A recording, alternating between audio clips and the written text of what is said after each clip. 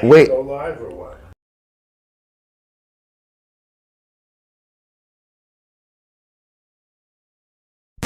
Shall we begin?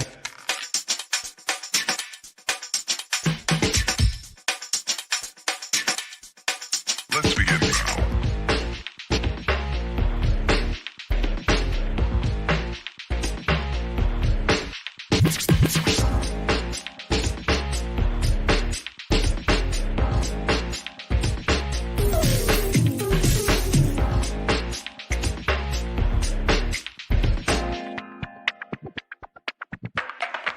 Let's begin now.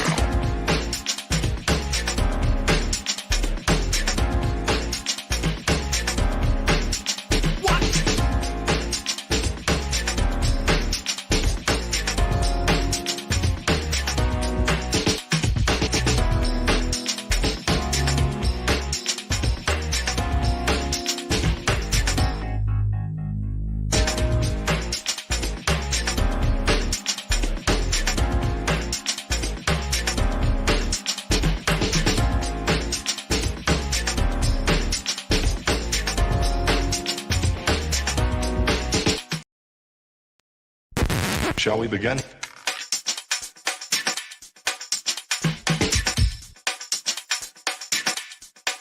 Let's begin now.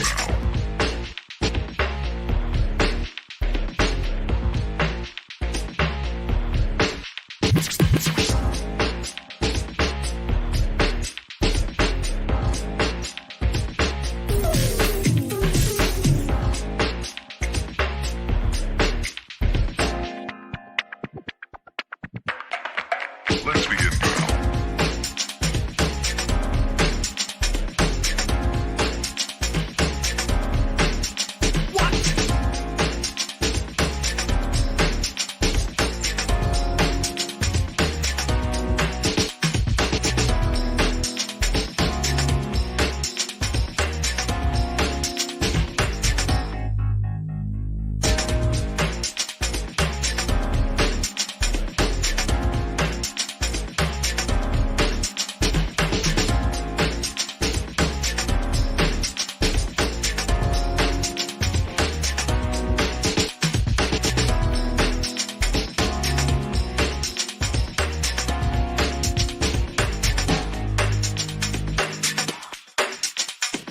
This is not a drill.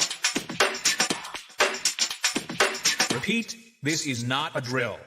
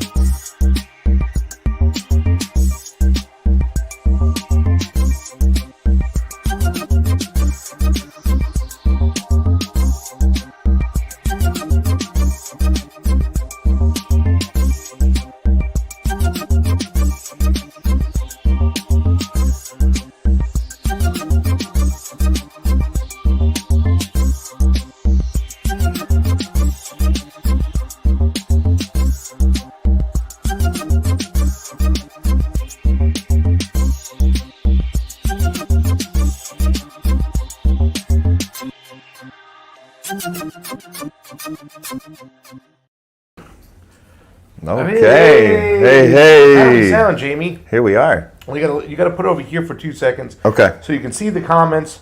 Let's see. Because our audience, our friends, our fam will tell us how we sound. How do we sound out there in YouTube and Rumble and Rockfin land? Oh, yes. Oh, yes. How do we do? Let's so go, far fam. good. Give So us thumbs far. up, guys. Come on, put in the comments how we sound, how we look. I know how I look, right? So, anything? Anybody? Are we good? Sounds great. Awesome. Sounds loud, but it sounds great. Let's do Awesome. it. All right, so now you can go back. Okay, here we go. You know, Here we he go. likes to plan things out. This guy, right? Like, you know, if there was a test tomorrow, he'd probably study. You know, I know, I'm read weird that some way. Things, prepare himself. No, throw yourself into it, Matt. I'm weird that way. I'm like these guys up on the stage these last couple nights. They get their script finely tuned. Yeah. They've rehearsed. They've gone over it in the mirror, Yeah. ready to go, real sharp. You got to give that audience a show, and it's certainly been a show of theater for sure. So what you're saying, he gives the preparedness of the DNC, you know, what's the word? Class, the DNC. Yeah. We prepare- They're the whatever they're Yeah. called, but with the real journalism of the. Well, yeah, of the actual people, without all the BS, right? Without all of the Yes. lying to us on purpose. So we just apply the same professionalism in presentation. We try what they do, but we do it in an honest way, and that's why you guys are tuned in with us, so we can give you what's really going on and give you the actual story, not the rehearsed lies. We rehearse a little bit, but we rehearse how we're going to tell you guys the truth. And we were there on the ground, Pasta, last night. We saw some stuff go down on the street with the people that you're not going to get an ounce of it on CNN. And if they even cover it for a second, they're going to give you a very dishonest take. But we do know that there was a lot of police information. Do you want to talk about the protest? Yeah, we should do that. I We'll think start with last that. night, well, first off, let me just say we're at the Don DeBar studios here in Chicago. Tomorrow day, we're going to do a live stream from our Airbnb and then probably end up here tomorrow night. We don't know what's going on. We'll coordinate what's going on Friday. But if you want to see anything that's going on, everything that's going on the ground, on the stage, all that thing, just come to these channels. Don DeBar's YouTube, the Homeless Left Rumble, the multiple channels that I have at Pasta to Go. Even the Combo Couch is doing this here, so I won't get in trouble with Fiorella. Thank you. But yeah, there's a lot of things going on. Yesterday we were at a Green Party. Yeah. Let's make some comments. Let's talk about that, because I had an ex-Green Party member who I considered to be a friend. And you know what? I still consider him to be a friend, but he called up and he hit me up on Twitter and he yelled and whatnot. And he stomped his feet and cried upside, like a little baby. It's probably why he doesn't have a movement or gets a lot of people to go along with him. But I don't want to put that out there. But that's something, in other words, it's a hard truth he needs to deal with. And a lot of people need to deal with that. Anybody within these parties or third parties, if you want to build a coalition, you have to act like a reasonable adult. Meaning, in other words, you have to understand that you're going to have to compromise. You're not going to get everything you want. There's a lot of corruption going on in all these parties. All the third parties, they all have their own baggage they're bringing to the table. Let's start with the Green Party, because I want to make sure that people understand where I'm coming from. Before I go off on the Green Party, because I know I'm going to get in trouble, my good friend Justin's going to call me and yell at me too as well now. Do you have anything to say about what we experienced yesterday? Why don't you give your opinion? Because I've given my opinion about the Green Party 4 years. You give us your opinion about what we witnessed last night. You were doing also an interview with somebody that looked like a really good, fun interview. Oh, yeah, no, I was shaking it up with the New York Times writer out there. It was a New York Times Oh, writer? yeah. Oh! Yeah, I thought I'd go in for the This kill. guy over So here, he- New York Times! Well, we'll see if any of what I say make it into this thing, but I got it. I'm I hate to gonna tell you what they do with those things. Yeah. The Business Hey. Insider, they just took the things that they liked and left Hey. the stuff that I liked, they left out. That's fine. I anticipate that, Pasta, and I look forward to following up with the guy and seeing what they pick out of there. But we know their game. We played. I was in the right mood at the time, so he came out. We had a little. You play yeah. shit games, you win shit prizes. Hey, we'll see how that one goes. But overall, yeah, right. But overall, being at this event, there's a lot. We have a history with the Green Party. I know, Pasta, you have a long, strong history. this up and downness to it where we think for a moment they're going to do something important, something impactful. At the end of the day, they're basically selling out. We felt like walking in there and being in there. There was a sense of that we were kind of back in time in this like time capsule, stuck in 2016. Mm-hmm. That was kind of how I felt being in there with you. And I look, I know we have to be there. We have to go cover it. We have friends of ours. We have friends of the shows. We have comrades that are there and 100% support. And what I liked about the point you made earlier today, Pasa, and I'll share it with people watching now, is that we have to be adults in a room. And the adult. The artifacts. Put it back. Okay. Sorry. We talk about. Put it back. We talk about professionalism. We talk about how we present ourselves, and that's different than principle. And I know you to have a man of principle. I know the people we try to work with on Homeless Left all seem to have that share that principle. But sometimes you do have to walk in a room and you have to just sit quiet for a minute, take it all in. There's people you want to keep friendships with and relationships with, but we don't have to always agree on everything. And I think that we can, over time, we can sway people too, as long as we keep coming with our principle. But we have to show up. We have to show up. We have to shake hands. We have to greet ourselves. And there were a couple good moments that we can talk about. We can talk about Nick Cruz's speech. Excellent speech. I loved it. At the same time, we can go up and we can talk about these other issues. I want to get into, because we were there. The anti-war thing, that was everything. That was the point of that event, and I got that, and I felt good being there, talking about anti-genocide, which good. We have to have that conversation. But there was a lot of other things that we missed there that we just didn't see on the flyer. We didn't see on the wall when we walked in. We walked in, we saw things that it seems like that they felt like they had to put there on the wall. Let us know the inclusiveness of this party and how it was really welcoming. But I don't know if it felt welcoming. I don't know if I was someone, I'm gonna ask you what you think of this, Pasa. If I was somebody that was disgruntled by the Trump campaign, by the Democrats, and I just felt like, what is this third party having to offer? And I walked in there, I might have turned around and walked right out. That's just me pretending. It seems like the Green Party, again, it's like we're back in 2016. We have this ideology that has to kind of give this like kind of bow down to this idea that everybody here, we don't care if you're what gender you are, where you're coming from, we're pro all these things, we're this DEI thing going on. It's not. Is this really the thing that you want to be putting on your flyer and say welcome into the room? We want to talk about the shit that actually connects all of us, and that doesn't really connect us all. What connects us all is the failing economy. What connects us all is the anti-war, that we have to stop spending money on murdering people. What connects us, there's a slew of things. We talked about the mandates. I can't wait to hear your thoughts on that one, because there's not one mention of how we're going to fight Big Pharma. That's something we can all get behind. Yeah. You don't have to put Medicare for all as your headline. The headline should be holding Big Pharma accountable. Do the thing that Bernie never wanted to do, and what Trump pretended to do. He said he was running on healthcare, never really did that. But there's another way they could have attracted people into that room than the way they did that. Your thoughts? So the Green Party has a long history of not playing fair, right? If you want to use the word corruption, go right ahead. I can speak about their process in 2020, which I did cover a lot, and the Howie Hawkins campaign and what they did.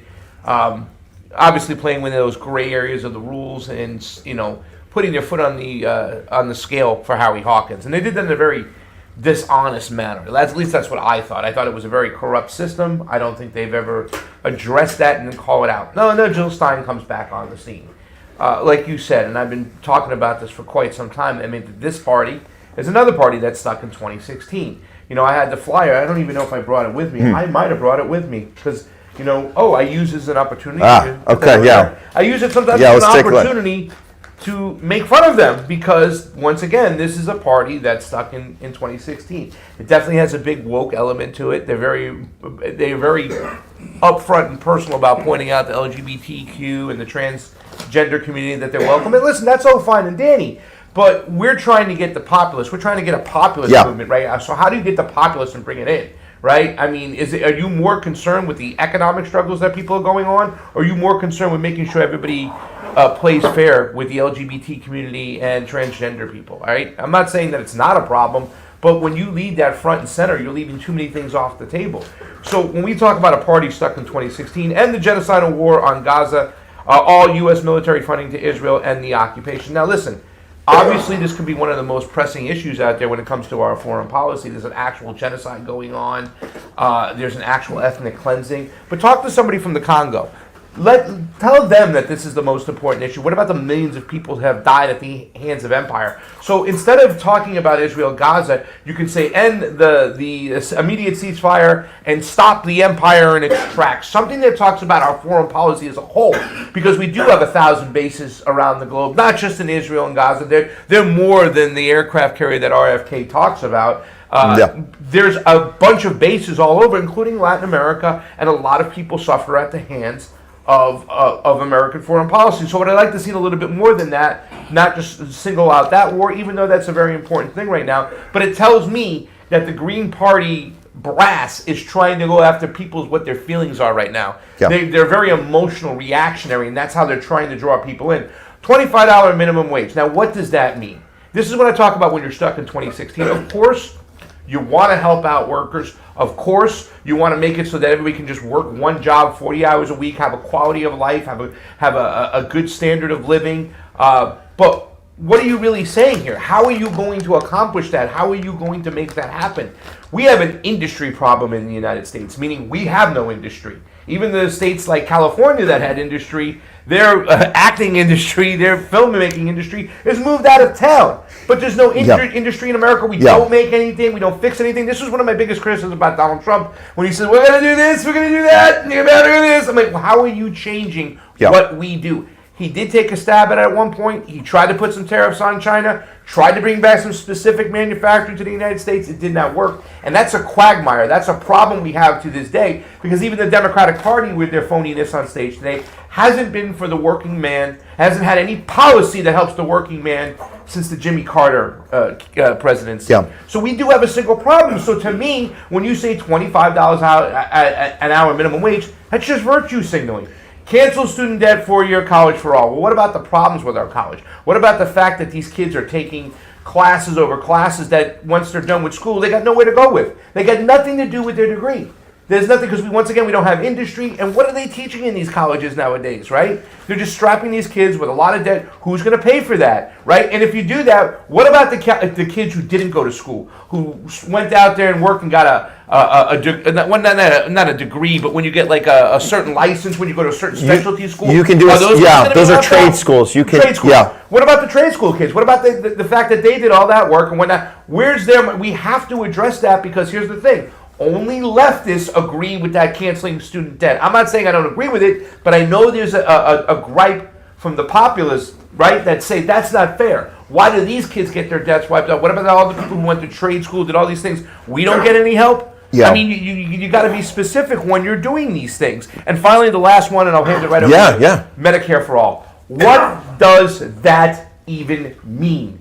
Are you going to tell me I have to have health care where I'm mandated to take a certain shot like we just experienced, otherwise I don't get that health care? Are we going to do what they did in Canada, where Cory Morningstar talked about the fact that she didn't want to do and get the jab, so they cut off our welfare benefits? It's a captured industry. This is old. We have other issues to address. The biggest issue we have to address is the capture of our 3-letter agencies. I'm not just talking about the CIA and the FBI. I'm talking about the FDA, the EPA, all these other industries that are controlling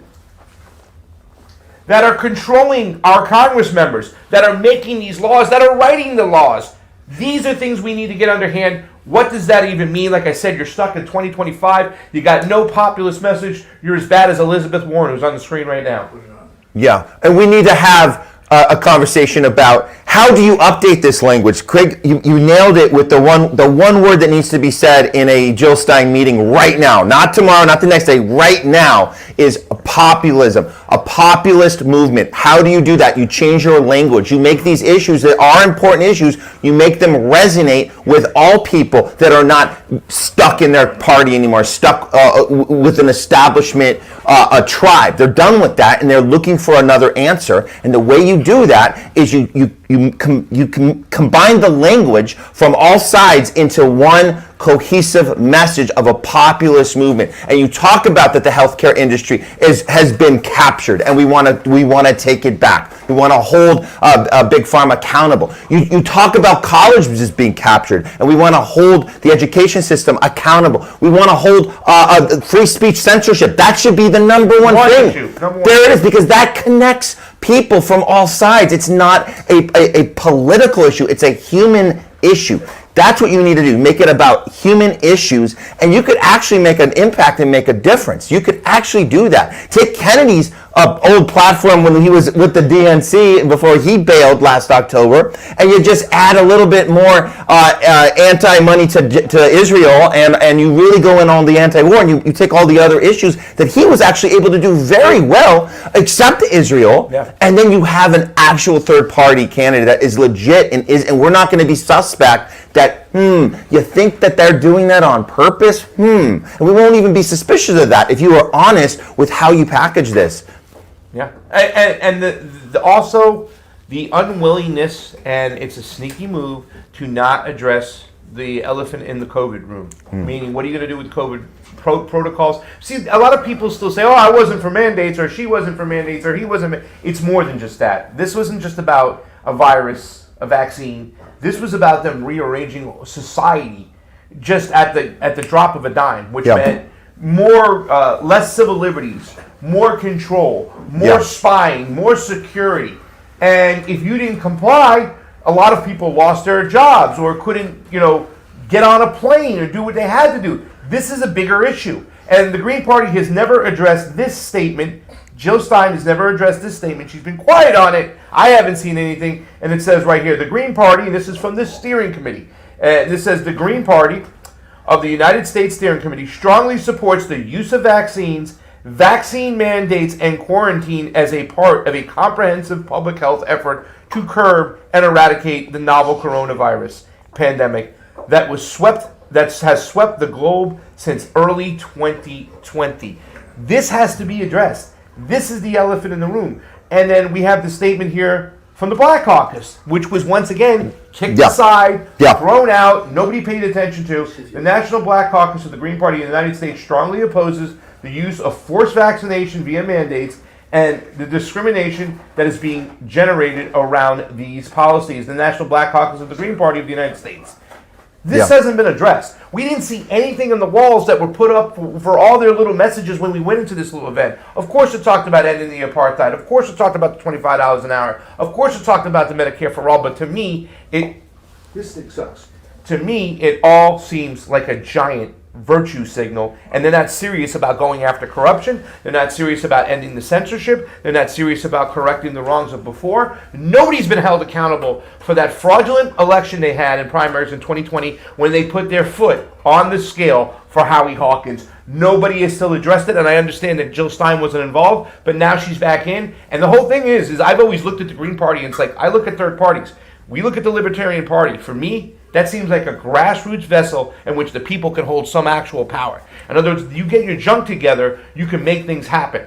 I've always looked at the Green Party as the same way. Let's show up for some state board of meetings. Let's take over the party. It has an apparatus there. It has a structure in place that can be used. But it has to be reformed. And I don't see Jill Stein coming in and saying, we're going to reform this party. We're going to turn it upside down. We're going to end the corruption. We're going to fight against censorship. We're going to fight for fair elections.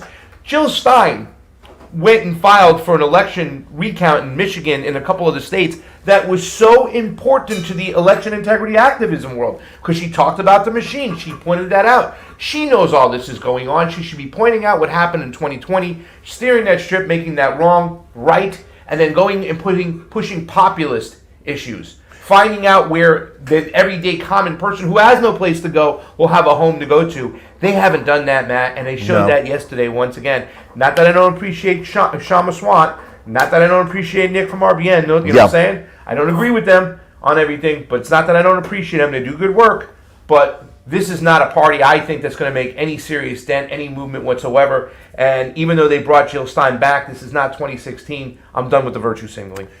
100%. Pasta, well laid out. And I'll just say one last thing about the COVID issue, because I was with you and we had conversations with the people there last night We were outside talking, and I got a really strong feeling that out of all of the issues that it seems that they're disconnected on, or they're prioritizing, and we saw the flyer, you guys saw the $25 an hour, that's so important to them, and Medicare for all is so important, and we can talk about, oh, how do you package that, blah, blah, blah. But the one I think that kind of is unique in that equation is COVID, because I got the impression that a lot of people there don't actually want to have that conversation. It's the one that you can't actually say, hey, how's the best way to You know who else doesn't want to have that conversation? Jill Stein. Well, that's my Jill point. Stein doesn't want to have that conversation. Right. She's not gonna, and there's listen, RBN, those Yeah. are my friends. I love them. Yeah. And we had an episode, me and Nick, and we talked about this, and I was completely, I did it in a nice way and whatnot, and I disagree. This isn't about mandates. This isn't about a virus. This is about the ruling class using emergency measures to change society for their benefit,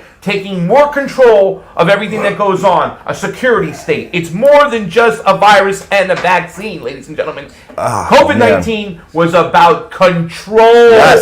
Yes. But Cornel West will tell you, Craig, that that's over with. We're done with it, and we'll get. If anything was maliciously done or nefariously done, we'll get to that later. It's just not that important, Craig, because that's in our rearview mirror. We don't have to worry about COVID anymore. They're never gonna get it wrong again, Craig, because we saw where we got it wrong, and we're gonna get it right next time. And so I don't get what you're so upset about. Well, yeah.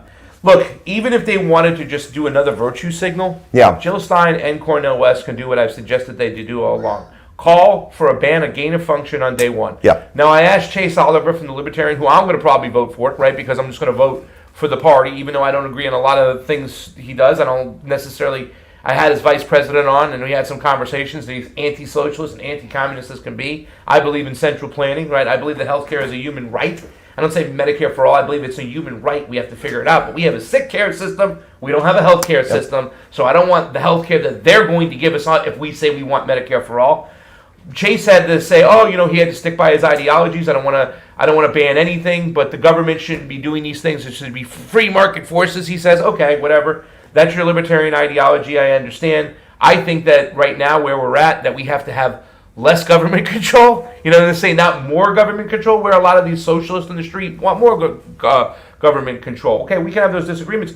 But Jill Stein or Cornel West has not called for a ban of gain of function on day one. Yeah. That's something simple you can do. And you could say, listen, when anybody asks you anything, I don't know about this or that. We didn't have all the information, but I do know this much. Gain of function testing is awful. It's what could have possibly led to this global outbreak, and I'm going to ban it on day one. You're not even giving us that virtue signal. You're not even talking about any of this stuff. You're leaving it out as if it's just like, it's not that important. Well, it's not that important to your base, but you need to expand outside your base because your base is too small to make any noise. Yeah. There's no populist message there. I'm very disappointed of what's going on in the Green Party. Yeah, I don't know. It's hard to get excited about anything right now. I'm excited by a little bit about what's happening outside on the street. We can get to that in a second. I do know that today's day 3. We know that there's some speakers coming up. You guys, you want to flip over to CNN and watch them. They're gearing up for it. Or you can watch us give you some real commentary on this.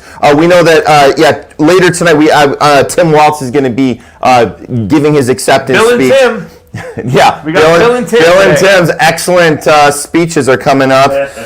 Stevie Wonder's performing. Sheila E. Yes, she's still alive. Yes, she's performing. Yes. What's his name? Kenan Thompson. Oh yeah. There because he said it best. He should be out there. You know why? Because this is like a Saturday Night Live skit. Absolutely. Lauren Michaels approved. They've already gone over the whole scene. They've rehearsed the scene. We can't wait to applaud along with the NBC studio audience on this one.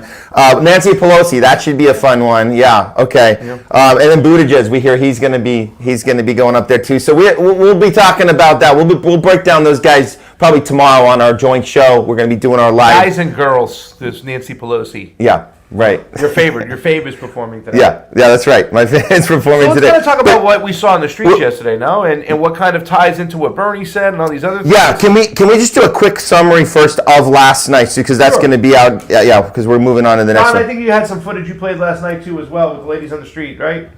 Yeah, I'll do that. Yeah, well, or wherever you want to go to. We got some stuff. We got some stuff. We got some content, guys. We got some content. Jayme, pull it up, Maestro.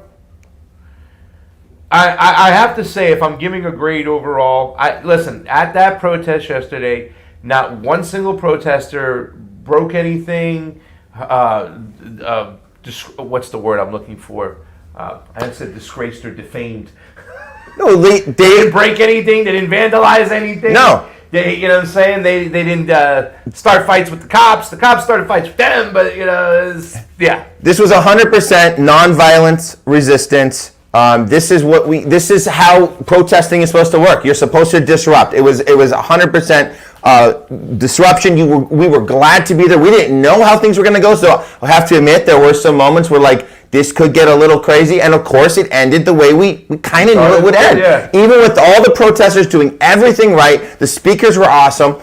Journalists like us were there right in the mix, and guess what? A lot of them did end up getting arrested, and that is the result of a police state that we are living in, Craig. We are living in a police state where protesters having their rights, their First Amendment rights to protest, their right for free speech is being violated, it's being taken away right before our eyes, and they think they can get away with this. And there's people that will defend the actions of the cops because the cops give you a little warning, say, we're about to take away your rights. Just wanted to give you guys a heads up in case you wanted to get out of here. So if you don't comply with our authoritarian rule that we're going to now impose on you, if you don't comply with that, You'll go to jail. You will go to jail. And those brave protesters and journalists that got arrested, they stuck it out to the end. We were there with them the whole way.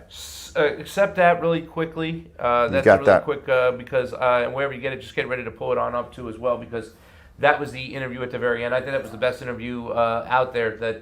We have to talk about the messaging. All right, so what had happened is at one point we understood that the Chicago cops were only going to go so far. In other words, they were not going to allow this to get out of hand. They weren't going to let the march continue.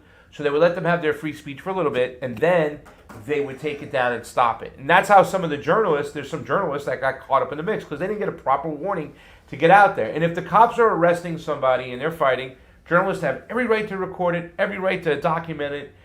They shouldn't be pushed if they're taken out of that area. And, you know, the cops will say, well, just keep everything organized. We're keeping people in safe spaces, right? We don't want anybody to get too far out of hand or get hurt. So when we tell you to get back, you comply, even if you're a journalist. But what they also are trying to do more than anything is hide their actions. They don't want any footage of a Chicago cop with the blue helmets on. We talked about the blue helmets from 1968. The whole world is watching. They were out there. Anybody who got close to filming what was going on, they arrested them too. Yeah. And there were press members that were just caught up on this whole thing when they were really close. And boom, they got arrested. And we were saying, why are you arresting press members? Who is that? No, he is not. Is that our guy from Minnesota speaking right now? Oh, my Lord. There he is. Yeah, the Attorney General. Attorney General. Yeah. Keith Ellison. Old school Keith Ellison. Remember how bad they treated him? This is such a joke. They treated Keith Ellison awful, Bernie Sanders, and they just capitulate. They just come right back. Say, so awful. thank you, sir. Can I have another? It's kind of really crazy. Yeah. But Can you send that one more time? I don't. All right, so what they're doing is they were trying to quell this whole situation. In other words, they're trying to say, and let's do this right now. It's the air book, right? Yep. Okay. So that they say we're breaking this up, and you can see this. They were starting to do this. They were telling you this is considered an unlawful assembly. Yeah. You either disperse now or you'll get arrested. And as the people marching, the journalists are following. I really found it interesting. A lot of independent right-wing journalism out there yesterday. Yeah. They're dying to have a moment which they can see, we told you about Antifa, the radical left, they're awful. You can't let them do it. They always want to burn the town down. Nothing was, like I said, there was nothing that was destroyed. No private property was destroyed. There was nobody spray painting or throwing rock through a window. None of that. But they started to say, hey, listen, you need to disperse. And they were starting to move some of the journalists. Then they went in, they kettled. Kettled is kind of a tactic in which the cops will use where they won't let certain protesters go down certain areas, certain streets, whatnot, so they can box them in, close on in, and then arrest people. It's called kettling. That's what they did yesterday. They kettled the protest. They let them go to a certain area, got behind them, blocked them off from going back that certain way, and then came around behind them and then kettled them in so they can arrest them. Separating a lot of journalists, but some journalists getting caught in the whole mix. We were screaming, why are you arresting journalists? You have a guy who's got a press helmet on. Yeah. You got another guy who's got a press badge right there. Why are you arresting them? Well, then we told them maybe they didn't hear. There's a lot of stuff going on. You know they're journalists right now. They're credentialed journalists. Let them go. But the thing is Matt has made a point, is that they're doing that because they want to send a message. Yeah, here we go. Yeah. Oh, we have it ready? I just found it. All It's right. it should be right in here. Give me 1 second. What I'm going to do, though, is here we go. we have to talk about messaging, because messaging is important. Really, to tell you the truth, when we go to a lot of these protests, a lot of the protesters won't want to talk. They've been told only certain people should talk, so their messaging is not messed up. Somebody asked me today when I was on several Sputnik shows, how has the messaging been? Have they been able to tie the financial hypocrisy to the global foreign policy hypocrisy, right? And we talk about hypocrisy, we're talking about, the Hamas hides behind citizens. No, we just found out the IDF article in Haaretz, they're using Palestinians as human shields and sending them forward, right? Everything that they do, the rape situation. Well, they just had this, they thought it was okay to rape those people. I mean, everything that they do, they project on top of Hamas. So how is the messaging coming through from the protesters where they don't look pro-terrorist? Yeah. Yeah. No, I was going to say, because you brought up the Hamas uses civilians as human shields. And it's like, I went back to that. The fact that you think that's true, and let's go with that being true, that means it's okay to just murder everyone. When has that ever been? By the way, when has that ever been a policy where you shoot hostages to kill the bad guy? We've never applied that. That's crazy. Well, Israel's got policies that say they can shoot their own citizens, so they can't be used for bargaining chips and stuff. Yeah. But the messaging, I think, from this one individual right here was so important. Check it out. Listen to this here messaging. Make sure the volume works for being more off everybody their money. They had to arrest. Pause it. Hold on. Are we? Is it on? I guess.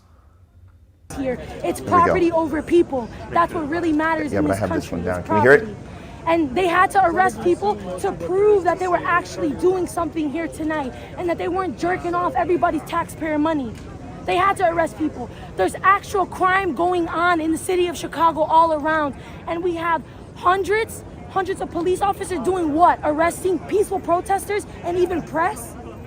It's a shame. It's actually diabolical. It's actually diabolical. Has any officer given you an answer on why they're arresting press? Have they given you any reason whatsoever? No, they haven't given no reason. There's never a reason to arrest anybody at a peaceful protest. They never have a reason. No matter what charge they give you, it's never gonna stick because they're already bending your rights in all types of directions. They know no matter what they do, no matter what charges they put against these people, they won't stick. They just want to throw them in jail for the DNC so that they can show Democrats that there's no pushback, but there is. It's just a facade. Are there demands from the protesters today? There are demands. It's a ceasefire and an end to the constant bombardment that has been ongoing for over 400 days in Gaza, that have killed over 400,000 Palestinians.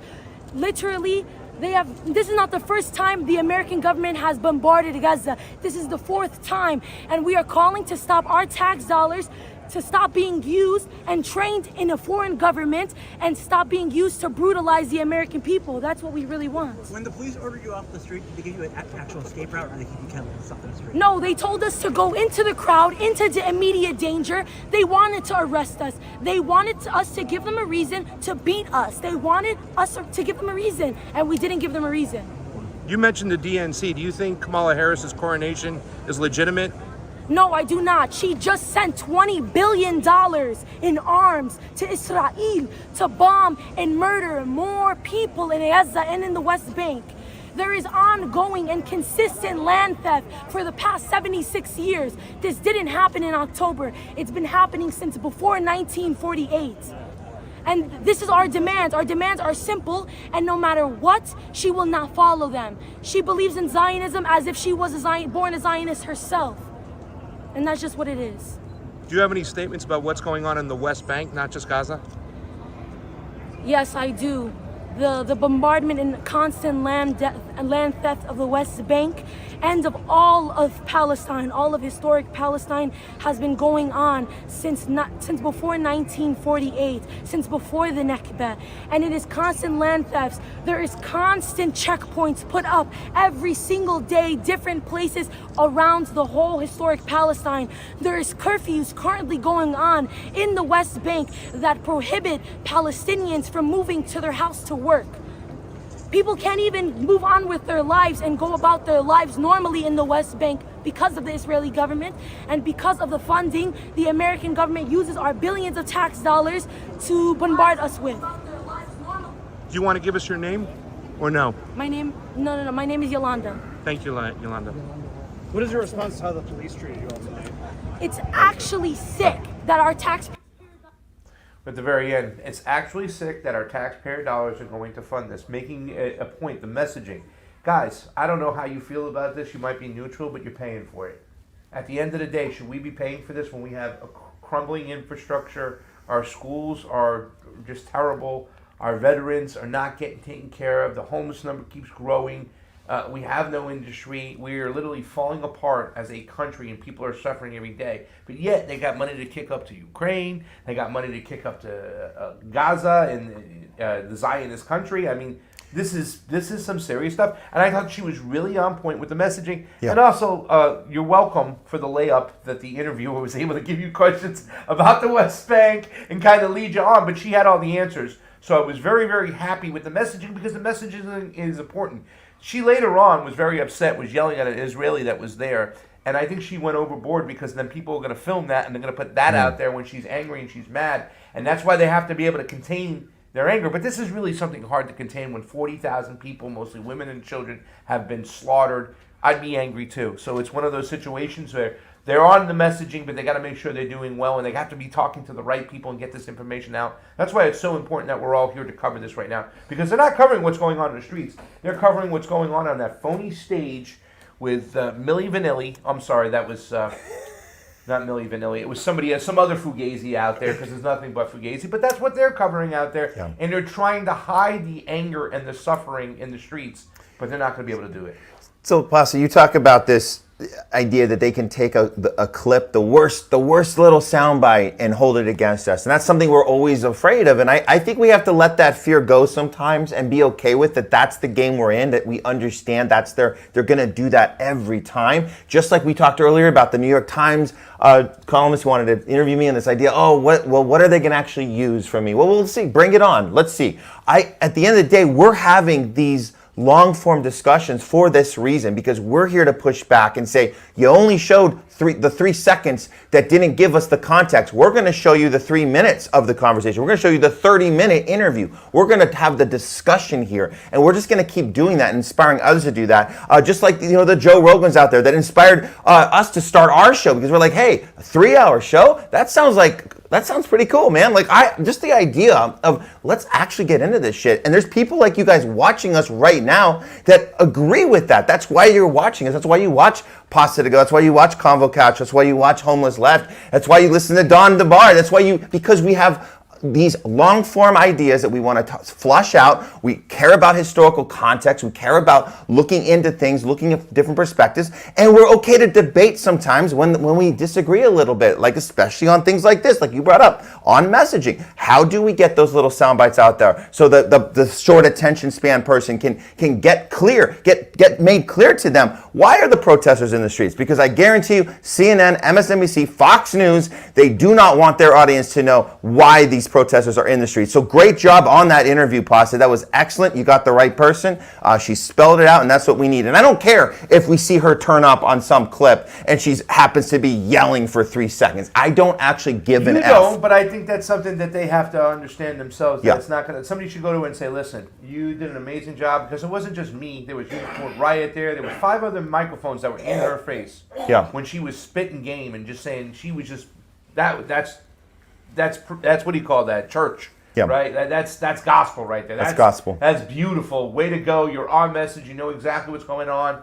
I threw the West Bank in there, and I was hoping she says I was hoping she would plug that Hamas is not even in the West Bank, but still, she still talked about what was still going on over there, and her messaging was great. So when you see a guy who's coming out there and purposely to antagonize you, you cannot take the bait. Don't Yep. do it. It Yep. would have been better to just, good for you, hit the guy on the shoulder and walk away and not pay any attention to him. Yes. But she bought into it. She started screaming. She started yelling. Who is this, by the way? Oh, my love. Okay. So, what's going on right now? They're literally showing a mother of an Israeli-American hostage in Gaza. They brought them on stage to talk. How about bringing on some Palestinian mothers that lost children or some family members? No time for that. No, Craig, no, we don't no. have time. No, there's plenty. We have to get to our Saturday Night Live sketch. It's coming right up with Keenan Thompson. Come on. They're much more portable. They Yeah. are. They are. The Yeah. mother of an Israeli-American hostage in Gaza. They brought them on. The people applauded them. Look, I'm not saying that this woman isn't suffering and she isn't experiencing a lot of pain. Of course she is. But why would you just show one side, the one side that you want to show? I mean, look what's going on, the tragedy that's going on in Palestine right now. And the fact that they're using this situation to exploit these people for their own political gain, Look, it's quite disgusting. they're exploiting the damn. What's the Holocaust. 320, by the way? I assume this is hostage number 320. I assume. Okay. Oh, Day 320. Day Day 320. All right. But whatever, you've got the nondescript clothes with the nondescript number drawn on it. Yeah. The visual evocation is of a Holocaust survivor. He's a mother of an Israeli-American hostage in Gaza. Did you serve as an IDF soldier? Did you? Because then you're fair game, right? And every single citizen in Israel has to serve in the IDF when they turn 18. So, I mean, you know, the bigger picture is so important right now. I really hate the fact that the DNC is exploiting this whole situation. I mean, you guys, we've been describing this. Let's just take a look at this for a second. This is what we're looking at. This is advertised really hard as to celebrating look at here. peace, But yeah, love, and unity. yeah. They also Do I went have to have it here? to celebrate Hirsch's Can we hear that, Don? 23rd birthday. As rockets began to fall, Hirsch, Honor, and 27 other young festival goers took refuge in a 5-foot by 8-foot bomb shelter. Terrorists began to throw grenades into the shelter. Honor stood in the doorway and repelled 7 of those grenades before the 8th one killed him. Altogether still at hear? the Nova Music Can you still hear? Festival, 367 young music okay. lovers were killed. Yeah. Okay. Got it. This was just one of the many attacks on neighborhoods and communities in southern Israel on that terrible day. In total, 1,200 were killed, including 45 Americans. Hirsch's left forearm, his dominant arm, was blown off before he was loaded onto a pickup truck and stolen from his life and me and John into Gaza. And that was 320 days ago. Good job, Gary. Since then, I thought it was prison. we live on another planet. Anyone who is a parent or has had a parent can try to imagine Now they're gonna put. the anguish and misery They're putting the that face up on the John screen. Here we and go. I Yeah, and our mics all are the still on. hostage Yeah. families are enduring. I was letting them know this. Rachel and I There are it is. comforted to be back in our sweet home, Chicago. We were both born and raised here, and our families still live here. This is a political convention. But needing our only son and all of the cherished hostages home is not a political issue. The hostages home. It is a humanitarian issue. No, it's actually a political issue. You're actually politicizing these people's lives, and you're maneuvering a storyline that isn't real, and and the audience has no idea. They can't hear you speak over The them, so you're families gonna have to of the stop. American Yeah. aid Okay, let's hostages go ahead. Oh, yeah, meet just every unmute few it from weeks the little in small box. Go ahead. Washington. But no, I mean, heartened that's, listen, that we don't both have to listen to Democratic this anymore. Okay. and Just turn it Republican. off. Yeah, stop it. Let's save ourselves. Once again, it's not that I have no sympathy for this woman. Somebody hit it. Yeah, we got it. It's not that I don't have any sympathy for these people. I mean, it's your son. You're gonna love your son. You're gonna miss your son. But it's just so one-sided. And when you use the term terrorist at this, how about this? They weren't terrorists. They were a resistance movement that's been oppressed since 1948 with the Nakba. Okay? Listen, Hamas, they didn't take Hamas and remove them and put them in the Gaza Strip. No, Hamas came out of the Gaza Strip from the open-air prison the Israeli and the IDF forces have thrusted on the people of Palestine. End of story. You can't tell the story from halfway when it begins. It's like you're a child, Donnie, wandering into a movie, right? No, this has been going on for quite some time. And the thing I look at more than anything, just look at the death count. How many Israelis have been killed as compared to the Palestinians have been killed? How many of those Palestinians are women and children? It's just lopsided. And, if they don't want any more hostages, any more death and destruction, they need to curtail their actions. And what Israel is doing right now with the bombing of Beirut, with the killing of Hamas's negotiator in Tehran, I mean, they are pushing it to the max. And that's a question I would like to ask a lawmaker out there. If, in fact, Iran retaliates, is the United States just going to blindly stand behind Israel and go back and counter against Iran? Are they just going to do that automatically? So in other words, Israel is pretty much the 51st state. And you can't be America first, ladies and gentlemen out there, if you're Israeli first. End of story. Israel's not the 51st state, Craig. Israel is the first state. And the other 50 come after that. After that. There you are. And that's... He's crying. Yeah. Yeah, this is... using real, and again, let's be very clear here. This is a real human story. That we're not saying it's not a human story, but it is politicizing. It's coming up with this storyline. Nobody in that audience has probably even heard of the Hannibal Directive, let alone the Nakba.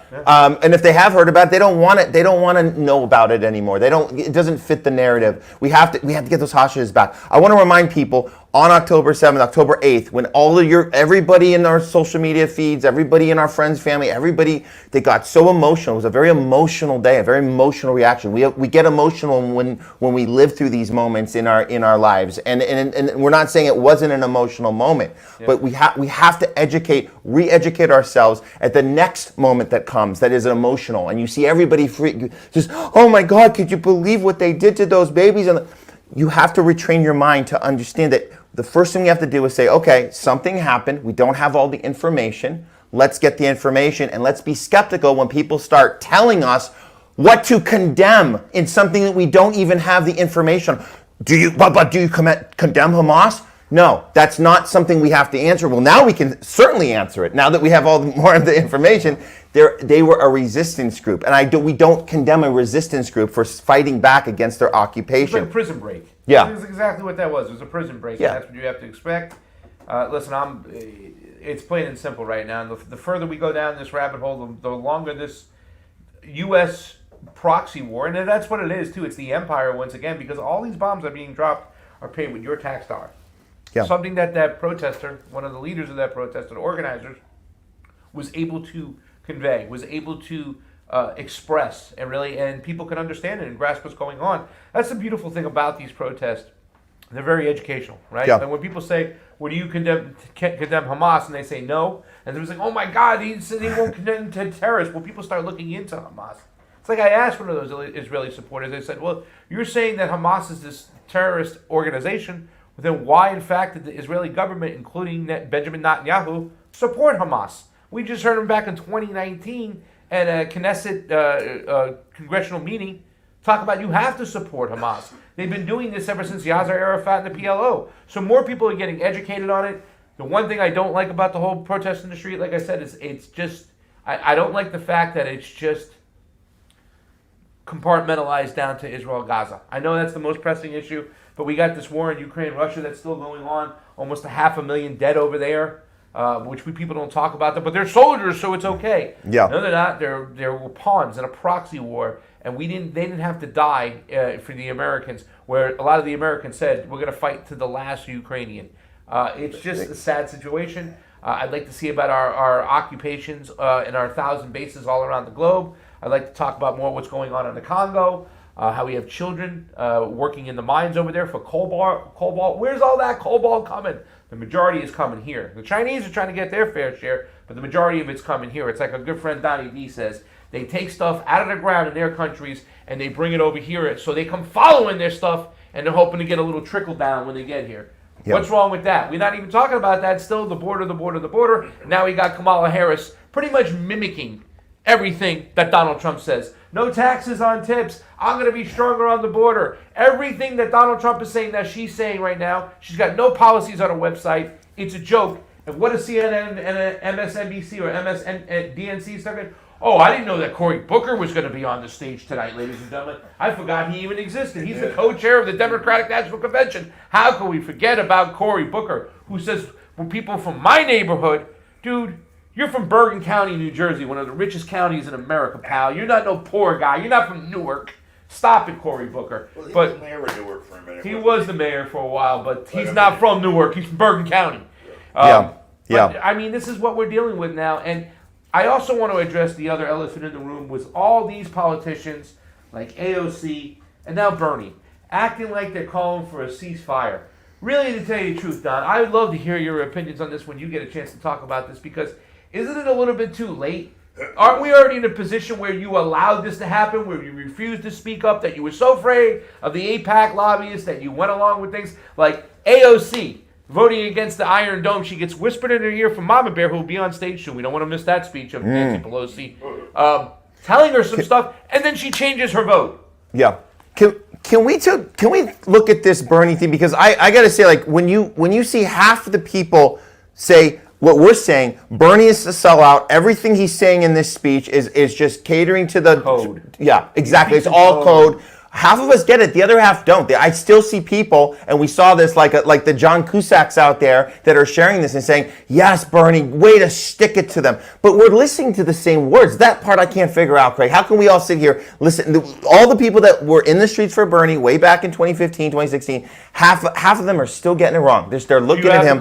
Yeah, let's go for it. Hey, let's grab that. Okay, listen to it, you guys, and we'll see what you think, because there's a split decision on what Bernie's actually saying here. Yeah. Abroad,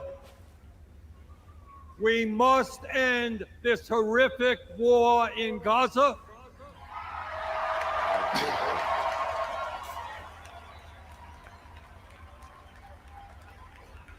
Bring home the hostages and demand an immediate ceasefire.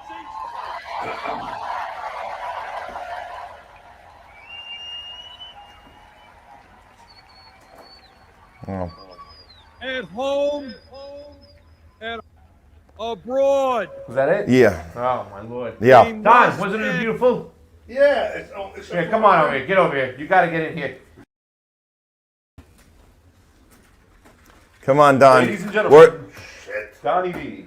He's coming in. We got it. Here we go, guys. Don DeBar. Don DeBar's in the studio. Here we are. Let's talk a little Bernie, Don. Let's talk a little Bernie. What the hell are we watching? Or this pasta says, yeah, the code word. What's these code words he said? What's going on here? Well, a ceasefire isn't really useful when everything that can be shot and or blown up has been shot and or blown up. That's called we ran out of ammo. Oh, man. Before you murder everybody is a good time to stop shooting. That would be the time. So this demand this now, immediate ceasefire, immediate. It's like 10 and how many months, how many weeks, 10 months, how many weeks later? It's not immediate anymore. But like you said, Don, they're out of.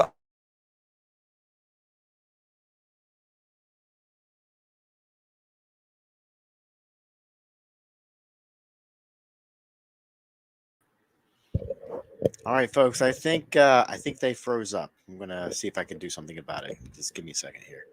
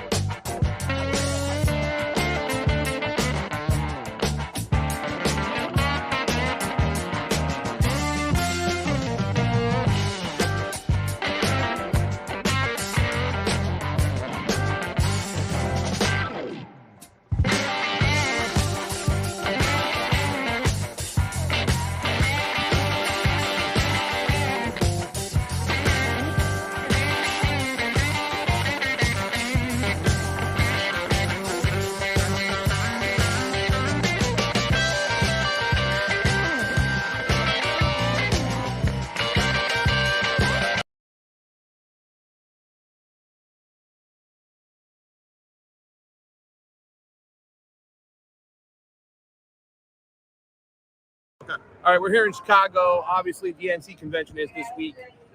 Monday, Tuesday, Wednesday, and Thursday, of course. Yesterday, Joe Biden spoke. There was a lot of pro-Palestinian, anti-genocide protesters in there. And you can see right here, this is the streets of Chicago right now. Look how many of these guys. They got blue helmets, the blue helmets that they wore in 1968. And down over here right behind us, you can see that's where the protest is going on. Now, you can still get in this way and go around the side. But this does seem very excessive. There's a lot of protesters here on the side. Of course, the pro-Palestinian Jews that are here. That's awesome. That's great that they are here. But we're going to give you updates as this thing goes along. It looks like they put them in a position. There's some on the other side over there where they can easily kettle the people. So we're going to get in there, see if anybody's got anything they want to say, if they have any messages, or if they don't want to talk, and find out more about the protest. DNC Convention, Chicago. Pasta Georgula here with Matt Weinglass, Wyatt Reed. We're running around. Send bail money if we get arrested. We'll see you.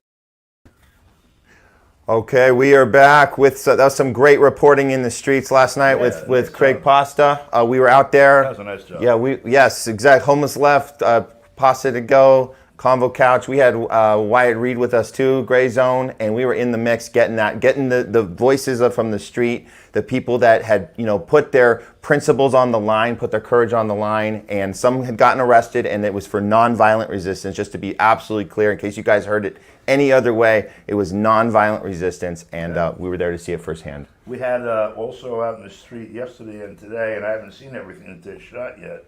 Ann and Polina from KPFA and KPFK in Los Angeles and the Bay Area in California. My colleagues on the Rebel Alliance News at KPFK.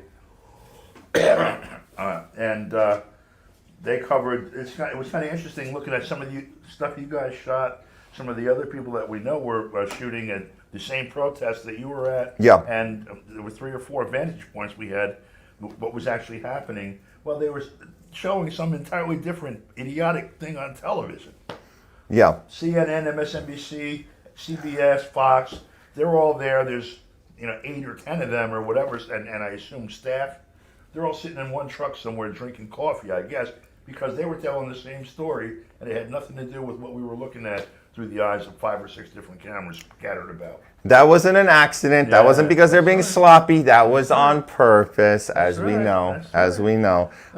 But yeah, back to the convention. We were breaking down Bernie before we took the little break there for a second. But the Bernie speech from last night, we did hear a lot of people praising him as usual. There's still those burners they'll never leave that movement. They can't let it go. It's something that they just got too consumed with. We saw like the John Cusack post. We feel bad for the guy because I know he means well, but he's like still saying, yeah, he went in there and showed them who's boss. No, he didn't, and neither did AOC the night before. And it's just going to be that way. These guys are going to continue to be shills for them and make people like us who thought a revolution was coming, who thought there was something was actually happening in 2015, 2016, they're making us kind of be sidelined and pretend that they're inside this building doing anything for us when their job is to actually be in there to not do anything for us. That's their job. They're getting praised for this, Don. AOC got a standing ovation from these people. Bernie got a standing ovation.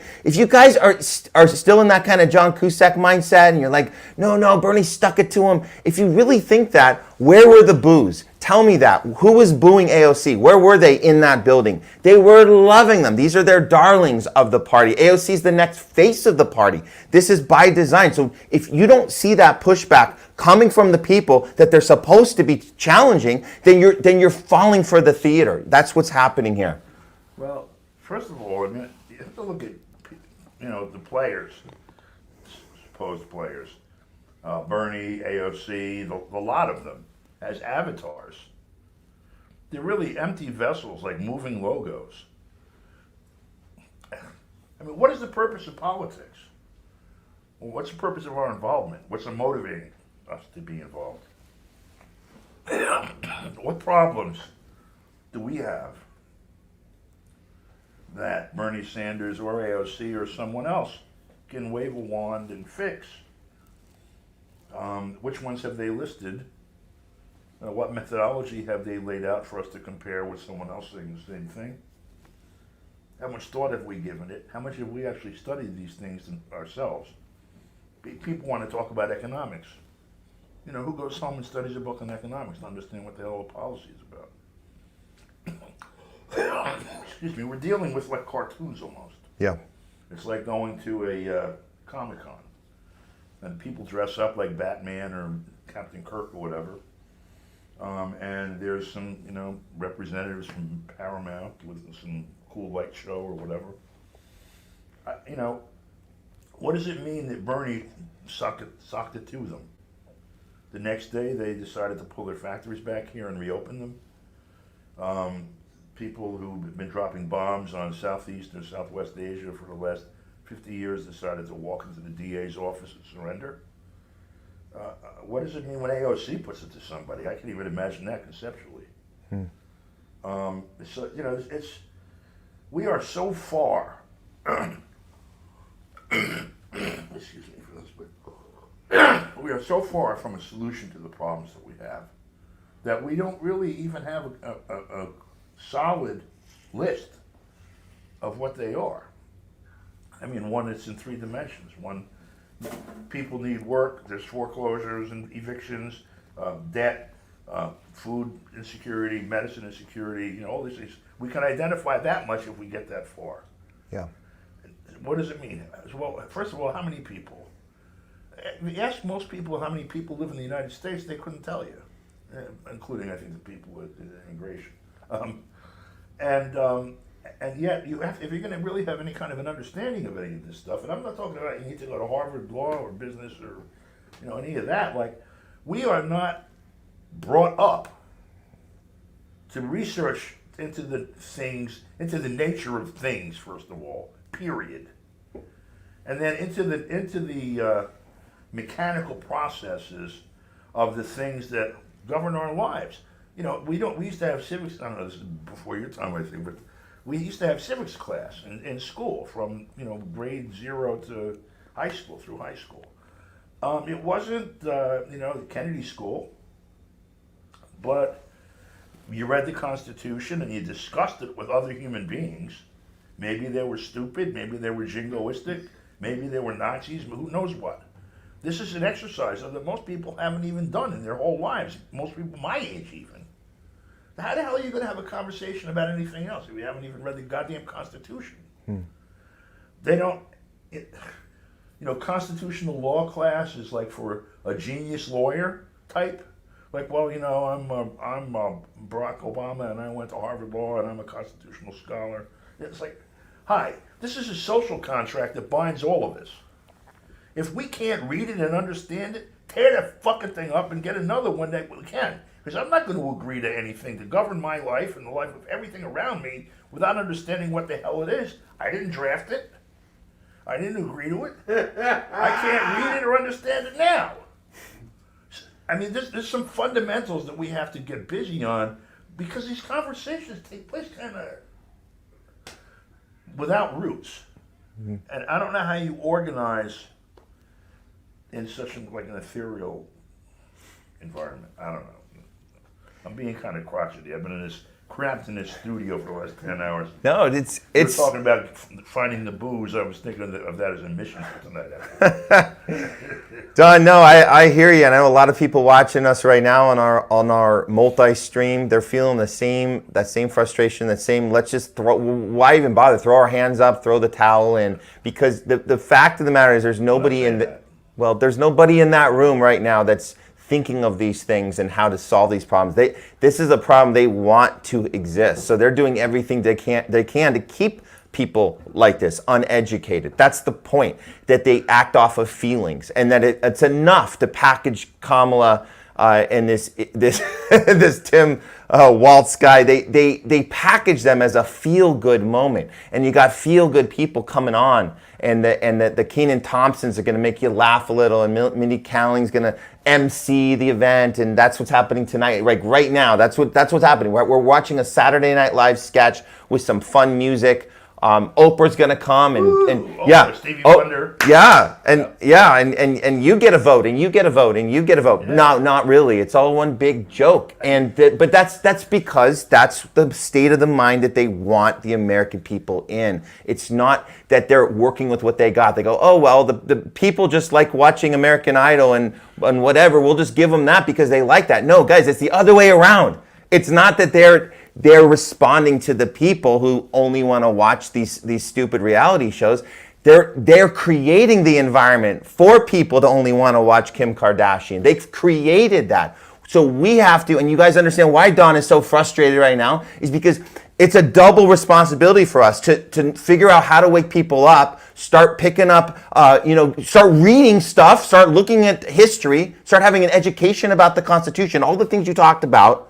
And we have to do that, and at the same time we have to push back against the people that are trying to stop us from doing that. So it's a double loaded weight on our shoulders, and it's frankly getting very heavy, and we're about ready to drop it all. But we need you guys to help us keep lifting it up, because that's all we can do. There's only two choices we have. We either keep lifting or we drop the weight on the ground and say F it. So that's it. The second isn't really an option. Yeah. Things do not stay in frozen motion when you take your hands off them, unfortunately. Yeah. We're in forward motion towards some end, maybe perhaps unknown at the moment. But sure as hell, if we don't game up a lot, but if we don't keep fighting back, we're not long for this world. Yeah. We mean the society and perhaps our species. So I want to talk about Obama last night. I don't have a clip set here, but we want to talk about Michelle too, but I don't know if we have enough time for all of that. But just in general, just for me personally, my personal experience, Don, because if you flash back to 2008, we've been talking about 2016 a lot. That was a big moment for a lot of people. 2016 was that moment we realized that Bernie was captured and that we were all being fooled. It was a moment that, and we talked about the Green Party still living in 2016. So that was a big moment for a lot of people. We're reflecting on that. I want to go back 8 years before that. When I saw Obama go on the stage last night, Don, I had this overwhelming sense of just kind of almost embarrassment of where I was at in 2008, because I had a crew. If you guys don't know this, I actually had a crew on the ground in Denver in 2008. I was there too. You were there in 2008. Wow. We had a team there. We were doing a documentary, and we were following the Obama campaign. We were following him from Denver, and then the next stop was. I wasn't doing that. We went to Miami because we wanted to see them win back Florida, because we were so bumhurt about 2000 and 2004 that we wanted to win Florida, and then we followed them to DC for the inauguration in January. So I remember it was like a 1, 2, 3 stop, and that first stop in Denver was a moment.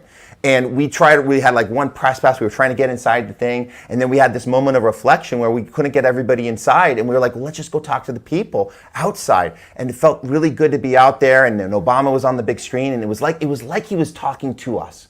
And we felt that at the time. And I felt this sense of embarrassment last night, Don, because he wasn't talking to us back then. He was talking to it. He was reading the teleprompter to a camera. He said the same crap last night, man. I'm telling you, he said this shit. He said the line. This one killed me.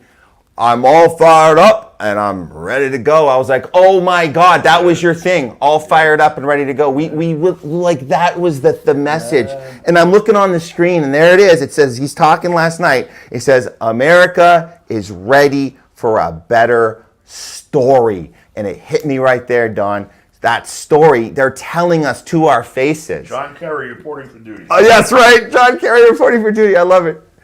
That story, they're telling us right on the screen. They're not even hiding this from us, Don. They're saying the story that America's ready for is the one we just contrived in the back room. It's called Kamala Harris, Tim Walz, and it's the next sequel to this shitty franchise that we've just reinvented, and we got a great script. You guys are going to love it. You're going to fill the seats, grab a bag of popcorn, sit back. You're going to love it. The franchise has been reinvented, and we couldn't have done it without all you suckers out there. We've got... Can I just interject something? Speaking of shitty franchises, piece of real estate called the United States of America. And all of the economic activity and social activity, whatever the hell else goes on here, birth to death, is, Hey, Jayme, if you want to interject, they just paused for you. You can't hear Jayme. Jayme wants to Oh, say let me put the volume on. He Sorry. wants to say something about crappy franchises. Let's go for it. Oh, I already kind of did. I threw it up on the screen. So it was just the same energy of Kamala Harris and Jar Jar Binks.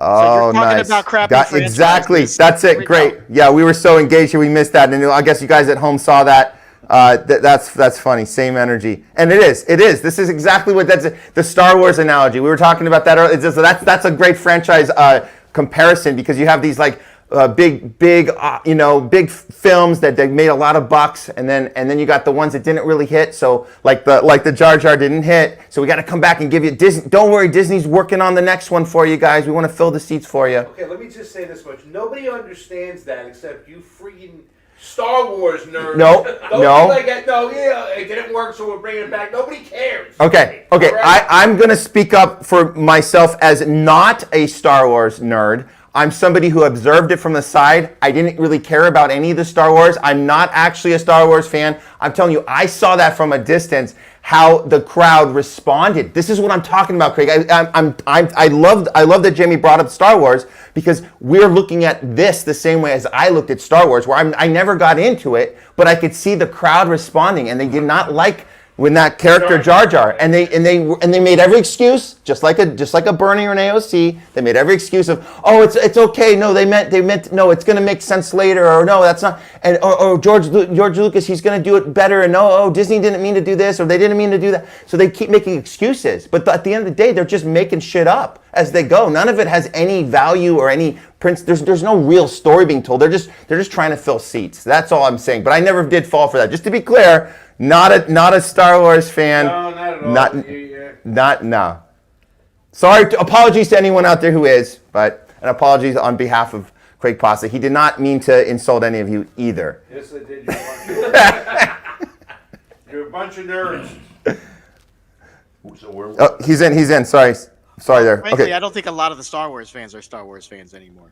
What are we doing? Oh. You guys got anything else? Yeah, I was in the middle of a sentence. Sorry about that. I'm glad we had that conversation. It was very important. Well, it's not my fault that Jayme started bringing up the Star Wars. I wanted to put it out there. They mentioned for Star Wars stuff again, Jayme. They're the ones who mentioned crappy franchises. So, All right. Let Don speak. It's all right. Okay. Go ahead. No, that's it. We were just summarizing last night. Obviously, we're in the middle right now. We have Oprah's coming up soon. We have, oh my gosh, you were mentioning the Saturday Night Live. Kenan Thompson's got a speech coming. We got Nancy Pelosi. We're not here to double stream that crap for you at the same time. We're not. We might cut to it if something significant. Yeah, so we're gonna get out to the street. Let's do that. Let's get out to the protest. That's where the people are. We'll have plenty of commentary for you guys tomorrow on our multi-stream Thursday show. Oh, we'll be back later tonight. Yeah. We got a lot going on. And we also want to say one more. I want to mention this because we saw there was a Trump allies event. We can talk about this as well. That the Trump camp, you would think that if they were smart, they'd be coming up with all of these talking points like that we have tonight. No, they went the other direction. They said the Democrats are too soft on war. They're too soft on terrorism.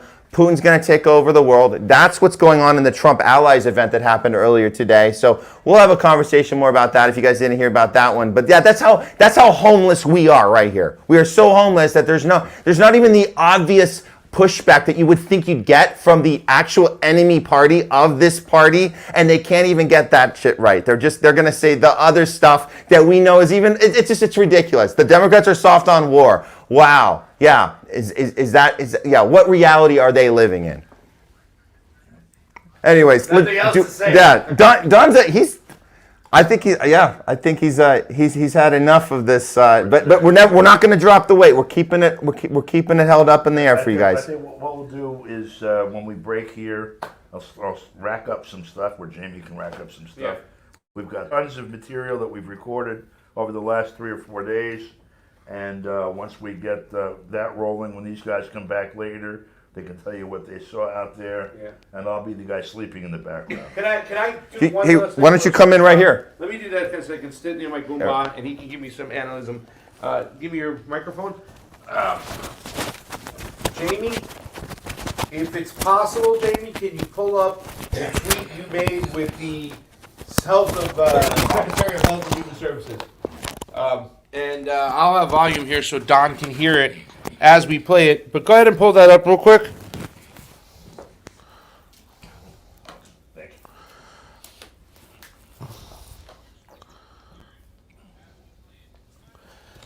The other day we walked into Lou Molinati's and we happened to catch the Health and Human Services Secretary over there. If you don't know who that is, the HHS, they decide how all the money is spent with COVID. So in other words, they have the CARES Act and they allot a certain amount of money. Well, how that money is distributed by one guy. This one person can also, he can call for a public health emergency. He can't call for a state of emergency. That's only done by the executive branch.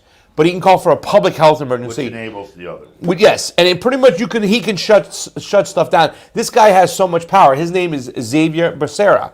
Well, I recognized him right away when we stepped into Lou Molinati's. Take a look at the video here. Take a listen. We have the audio and listen to what he has to say. I asked him about the WHO and their plans to call monkeypox a global pandemic and how we would respond. That's what the kid was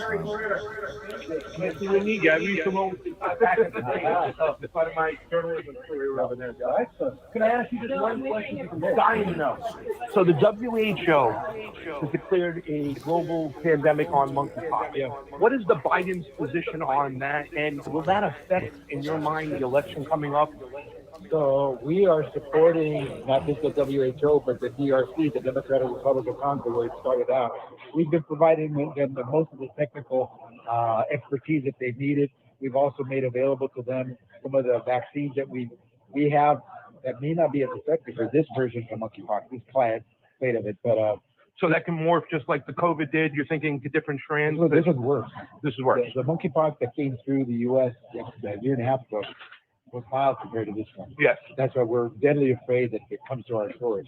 But it's starting to spread, and now we've seen it outside of the African continent as well. Yeah. That's when it's going to get dangerous. So we're working with WHO because once it starts to spread, you can't stop it. But isn't it a sexually transmitted disease? In other words, this one might not be. It's contact. But typically, it's got to be contact with fluids. Saliva. And so a lot of it has to do with sexual contact. That's when it gets worse. Yeah, we're doing a lot. Hey, nice to meet you. HHS Secretary, Health and Human Services, and he says that the monkeypox is actually worse than COVID. He also said something a little controversial where we've been taught before and told that it's a sexually transmitted disease. He's saying it's a disease by contact. And he also says it's worse than COVID. And if it comes to our shore, and this is why they've been working with WHO, Don, we have to be prepared for them to do what they did last time. And if they can scare us again, remember they were able to get a bunch of people in the United States to quarantine without even putting a tank on the street. They look like they want to do it again. They look like they're preparing to do it again. And if they can do that, they can make sure in the areas where they've slipped a little and they don't have those emergency rules in, because you got to be able to vote safely, Don. That means mass mail-out ballots. And here we go again. No chain of custody, no transparency, ballot clustering, which is stuffing the ballot box. This can all happen again. And you can see the Health and Human Secretary is all on board for it, Don. Your thoughts? Now, this has been, I'm remembering somebody mentioned to me yesterday or the day before, the spraying for West Nile virus. 20 years ago, is that now, or more? Mm-hmm. And the social phenomenon that was. You have, first of all, either you're going to have or not have a public health system. I mean, that's something that you have to look at the foundation of this. The public health system, on the one hand, can provide tools for managing the health of large numbers of people, to achieve public policy goals towards that end. From that point of view, most people would consider that it's a very good thing.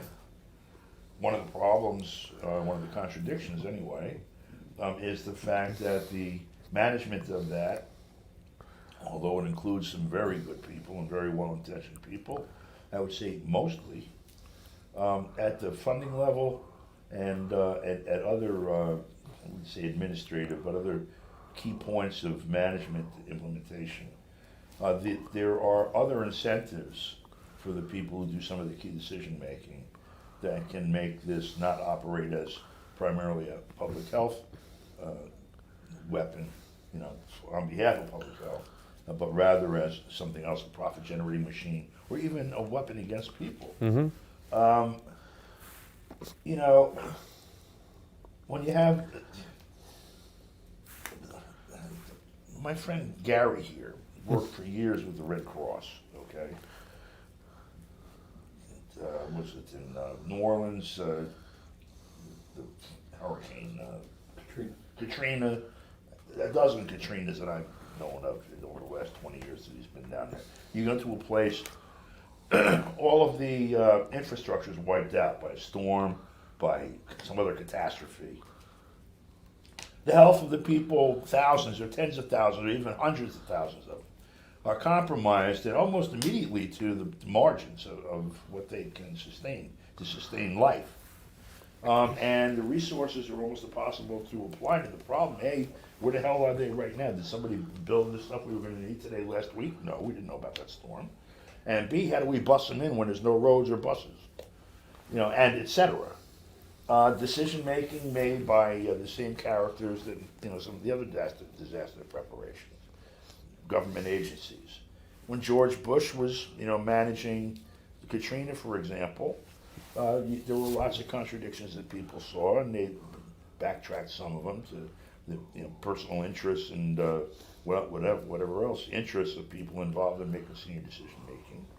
You had thousands of people, Red Cross and other volunteers and healthcare workers and everything else, down there rolling their sleeves up, picking up dysentery and other things themselves, trying to save people's lives, saving people's lives. It's all very difficult business.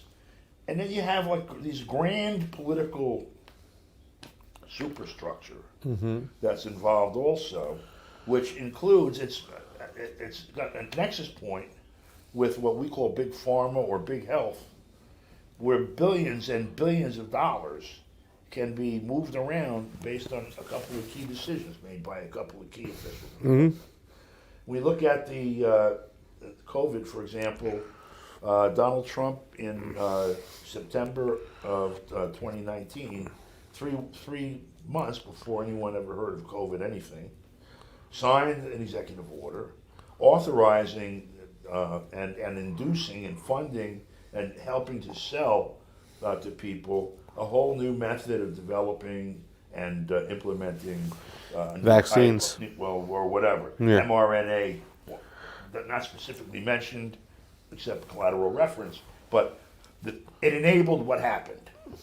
And, on the one hand, did Donald Trump know what he signed, or was that like in the middle of the pile of memos he signs at 10 a.m. every morning? This is for health department, this is for this is the guy's going to fix the sewer out back, and blah, blah, blah, blah, blah.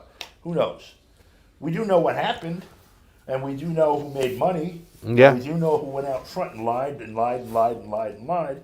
The question is, was that unique to that project? Now, in other words, was there really a project there that's really some nefarious thing that's the next installment in some Klaus, whatever, drama, WEF, etc.? Or is this just there was another opportunity to steal a fuckload of money and to own what comes next? And the question I have is, does it matter? Because we have a real problem, no matter which it is, and the solution to the problem seems to be the same. First, to understand who is doing what, where, how, and why, and then stopping them. And that's how far along we are in that project. The guy that we talked to, too, he also made a lot of decisions on where that money goes to. It's a lot of bureaucrats. And you're right. What does it even matter at the end of the day? Who knows? At the end of the day, did the tactics really make a difference? You know what I'm saying? Well, the bank in Curacao, for example, and who paid him? Yeah. Well, if he could find that out and grab that sucker and put him on the friggin' stand somewhere and start going back. And those, Bobby Kennedy, for all his faults, and there's, like everyone else, plenty. His idea of suing these large companies so that A, you can do discovery on them. Yep. And B, in the process of doing discovery, you can put their asses in an EBT and just turn them inside out, ask them everything, and put it on the record. I don't think that's the solution, but I think without it, you can't enable a solution. I think it's a good place to start, is to do some deep research. And one of the best ways you do that, basically, is to reach down somebody's throat and yank their fucking heart out and watch it with them, in an EBT or whatever. On that note, we're going to take a quick break. Jayme plays some stuff. We're going to get out in the streets. Don DeBar, Craig Pasta Jardula, Matt Weinglass, CheeseSlice on the ones and twos. Watch all the people that are out and about. Kit Cabela's out there. Russell from Due Dissidence is out there. RBN is out there. They're all having a good time. Help support independent media. We bring you the truth on the ground, not what you hear on CNN. Right now, they're running through their whole slates of ex-Trumpers right now. This is that part of that. They just had Olivia Foye on. I think her last name is, or Foy, however you want to say it. Then now this is the former GOP Lieutenant Governor. What's his name? Duncan? Jeff Duncan? I'm sorry. I thought it was Dickie Duncan. Dickie Duncan. He's speaking. But right now they're doing that part of, these are people who used to work for Donald Trump, and he was so bad that he changed them. That's that. It's been an anti-Trump movement. They really haven't had a lot of things to stand on. They haven't a lot of things to show for the American people. So what do? You attack your enemy. He's the weak one. Got to vote for us. We'll see you out in the streets. Got a couple days left. DNC convention, Chicago. We'll be right back in a little bit. Think Ted Cruz will show up again? Maybe. Like 2016? Maybe, yeah. Good, Jayme.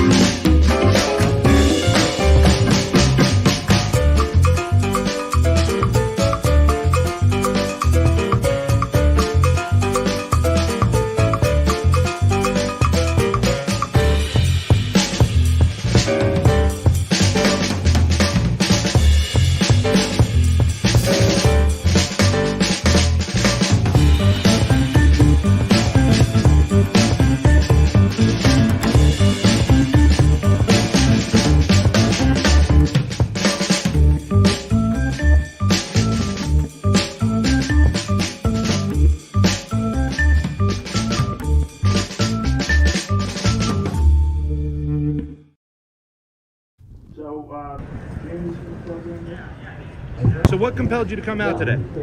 People have their opinions, I have mine. What is your opinion? My opinion is bring the hostages home. Do you think they've gone a little bit overboard with the killing and the bombing, or Bring the no? hostages home.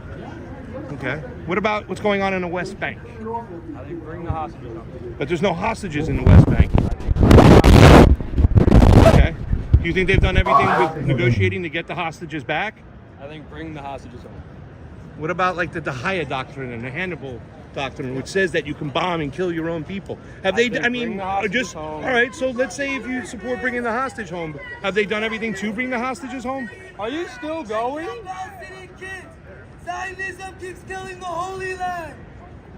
Where they get it wrong is y'all think holiness is material. It is energy. You guys can never erase God. That's God's. When you're done with it and I guess it kind of reconfigures it. When you watch it on a replay, that part.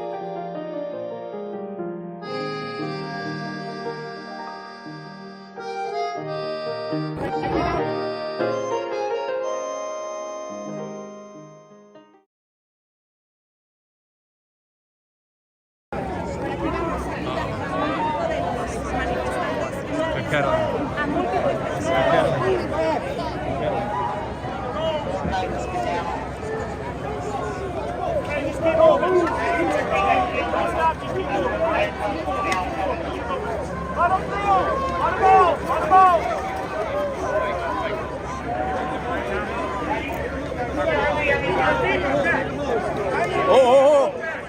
I got you. I'm right here at the edge.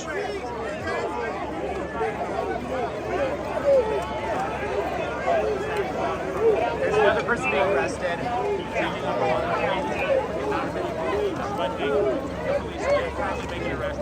Watch your right side.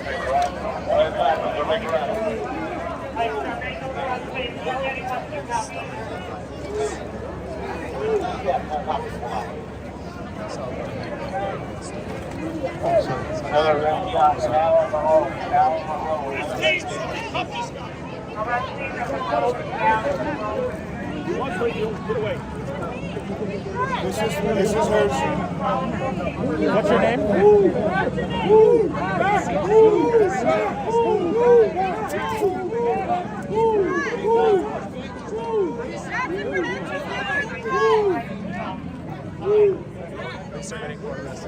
Get back! Get back! Get back. Push it back! You're exposed. Back. Sorry. Why are you arresting press? Why are you arresting press? Yes, Connie said any available judge we have from county, send them on over.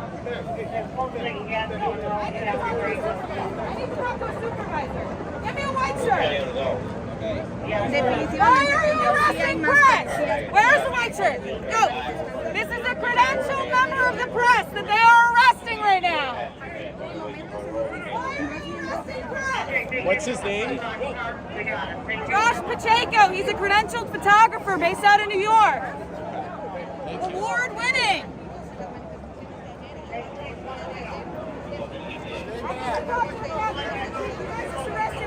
arresting press. Three people on the street.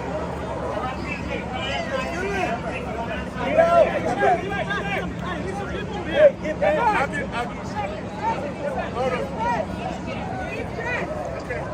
Make a hole.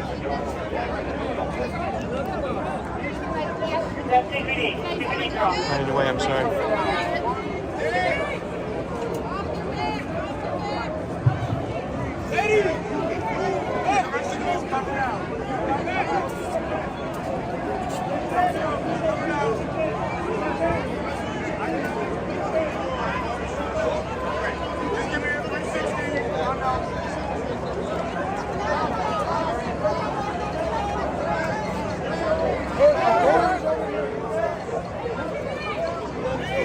Hey, here, over here. Door. Because I want to get the shot.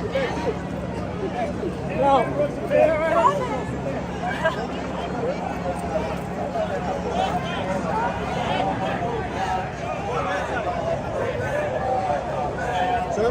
Yes, you're on that side over there, please, okay? Just stay on that corner over there. Stay on that corner over there.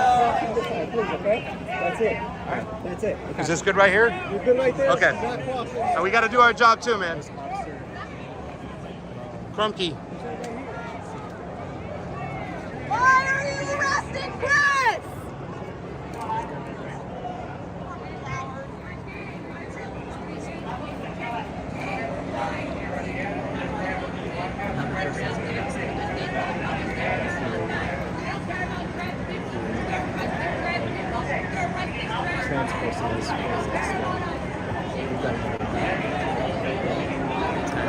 They're pulling out members one by one.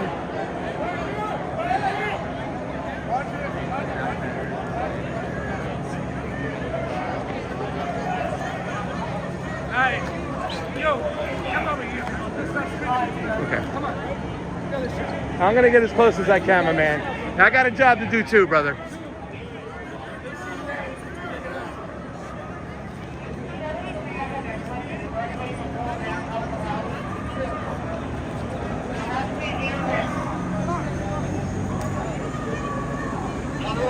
What's your name?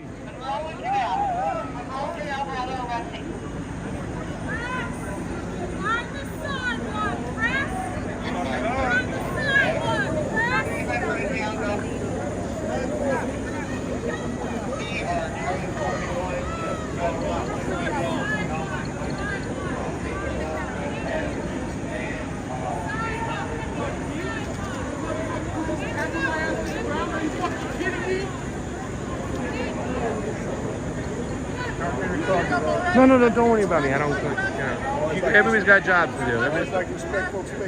Absolutely. You jump in ahead of me if you want, brother.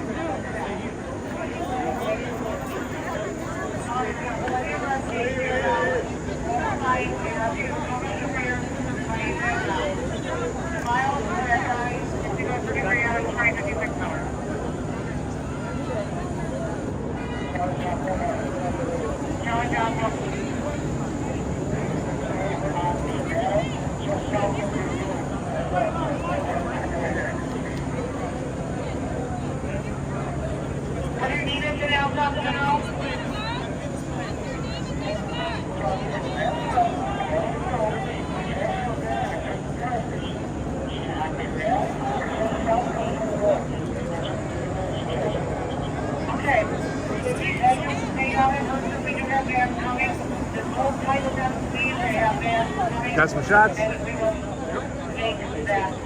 Hey guys, why are you arresting press? Officer, you got press members in there. Captain, we got press members in there. You didn't even communicate an order for him to leave, and then the next thing you know, you There's a couple grab guys him. there, a couple photographers they arrested. Like literally, they were going one by one, being like, "Press has to leave, press has to leave," Yeah. and then out of the blue, they fucking grab and walk Josh.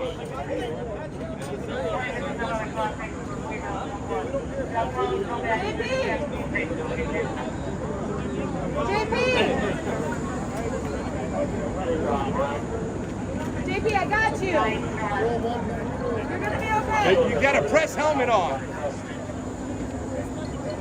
Come on, guys.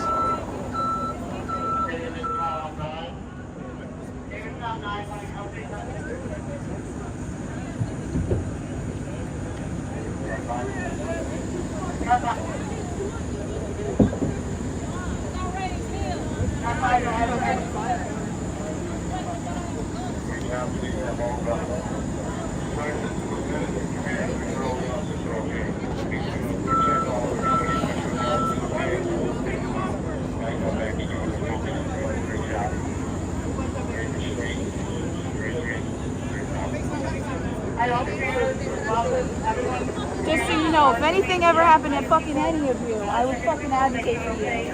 Cowards. Yeah, they're in it for a paycheck. That's They're it. just in it for fucking money. They don't give a shit. Yeah. We're both indies. We're both indies, but we cover shit together in New York. And they got guys with press helmets taking him in there. Why are you arresting press? Release press! Why are you arresting press? Release the press! Why are you arresting multiple members of the press? You didn't give an announcement. You didn't give an announcement to allow for them to actually leave that area. No, because I was there. I was moving away. I only heard it like because the guy walked up to me. We have multiple members of the press. I'm asking you to step back out of the street. Is this fine? I'm with everyone else. We can't go behind the bus. We have a job to do. Job. Why don't you release some of the members with the press helmets? Why don't you release Why don't you just release them with the press helmets? That's all we're asking. Ladies and gentlemen, let's go! We gave a lawful order for everybody to get off the street. We will arrest press because you guys are not following.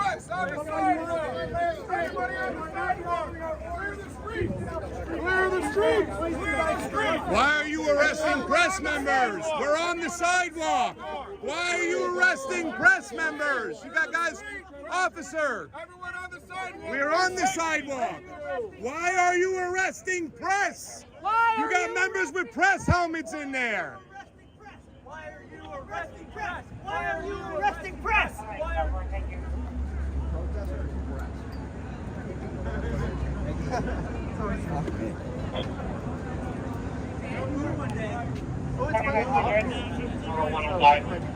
Don't hurt him with your camera, guys. What the fuck? We are at that intersection now.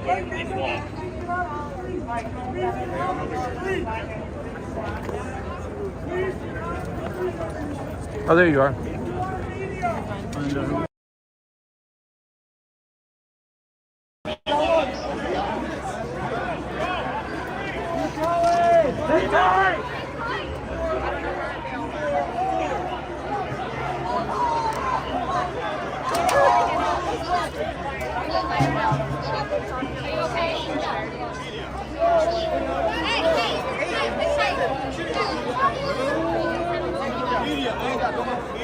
Let's go. You don't want. Move.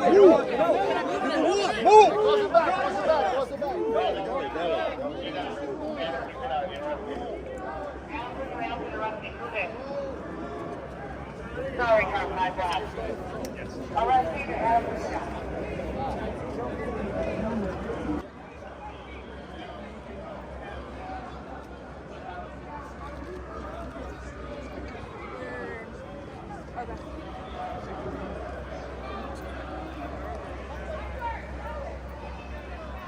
Okay.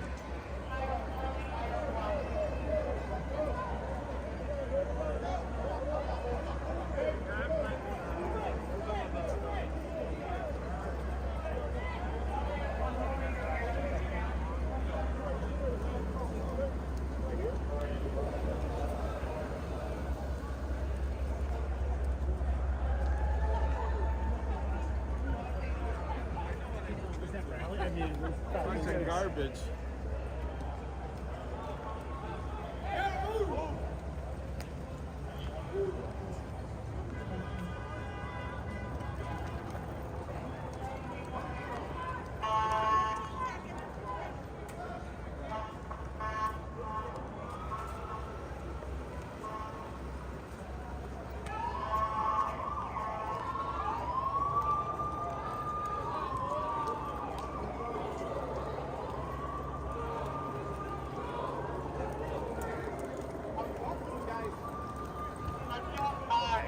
Doing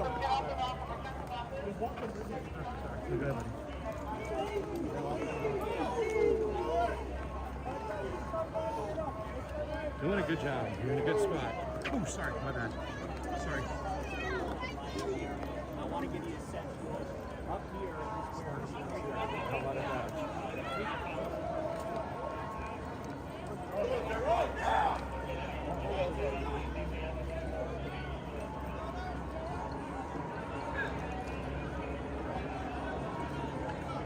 Is that Nick, by the way? What? Is that Nick Park? Okay. The reporter? Yeah. I thought it was Nick's order.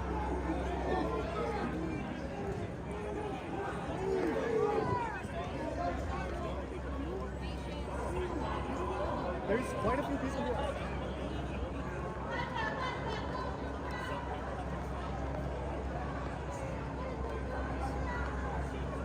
Look.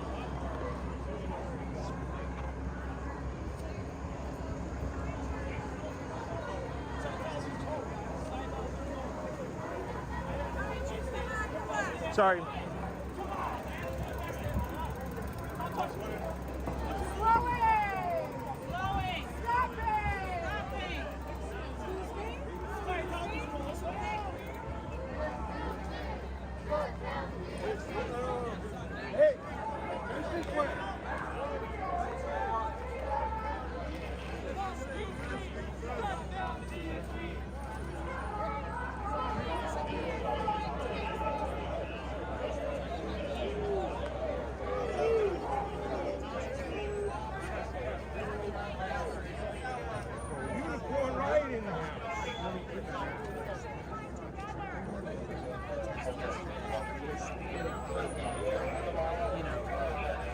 route that they asked the city for. So, not a lot of gas, no items in the return. Sorry, brother.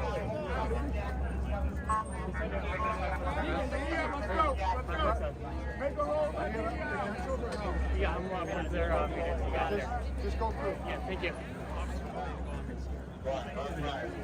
No, it's good. We're fine. We're fine. Okay. We're fine. Yep, we're good. We're good.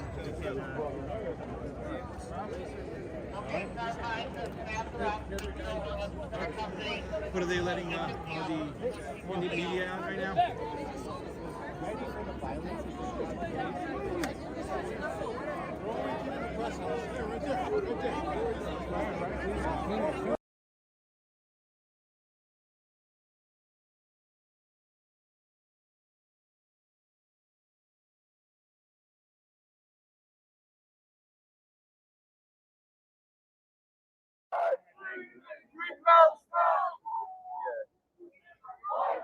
Attention, attention. This is the Chicago Police Department. We're giving you a lawful order to disperse. This is an unpermitted event, and we're giving you a lawful order to disperse. If you do not disperse, you will be placed into custody by the Chicago Police Department. You have an opportunity to leave now by going eastbound on Arrow. If you do not, you will be placed into custody. Attention, attention. This is your last order.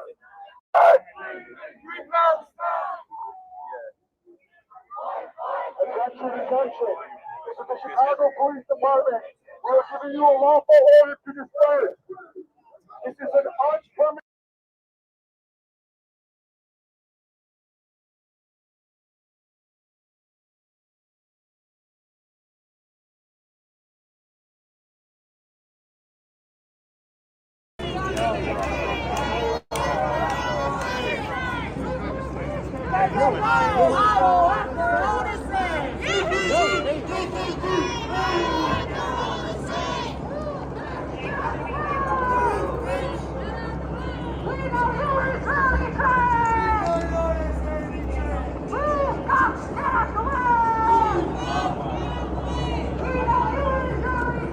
It looks like they got through.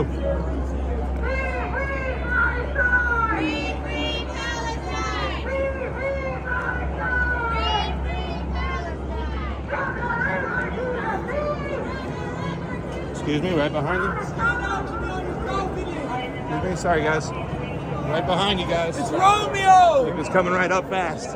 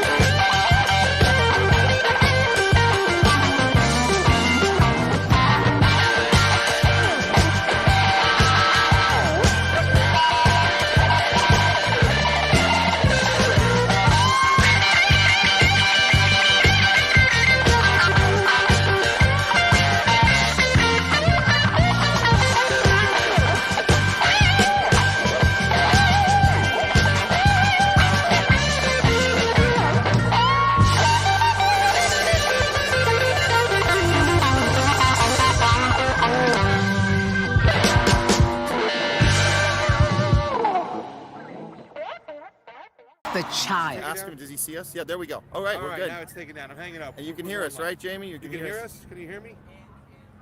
That doesn't have to be as close. It can be a little. right yeah, here. yeah, Okay, that's right. So, hey, guys, Pasta Jardula here.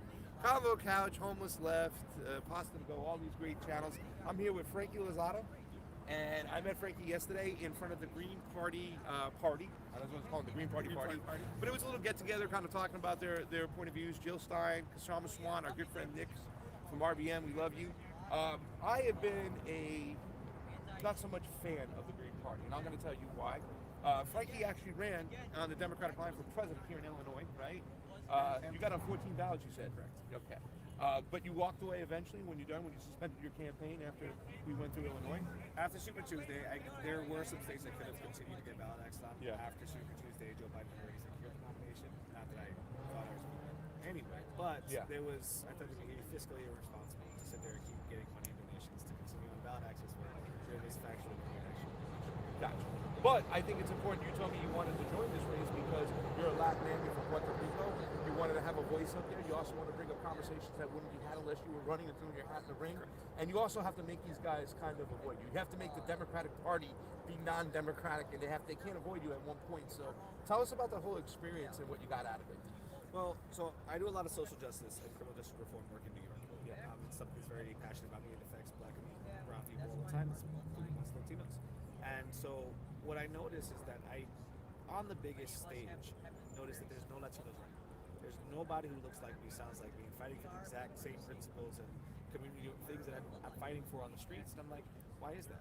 And not that I thought I was the best representative for it, but I'm like, we can. There's no reason why we shouldn't, and we're more than qualified to. And the Constitution says I should be able to. And so I did it. I decided to run in. I'm the first ever Puerto Rican to run for president on the major party line. And I jumped in.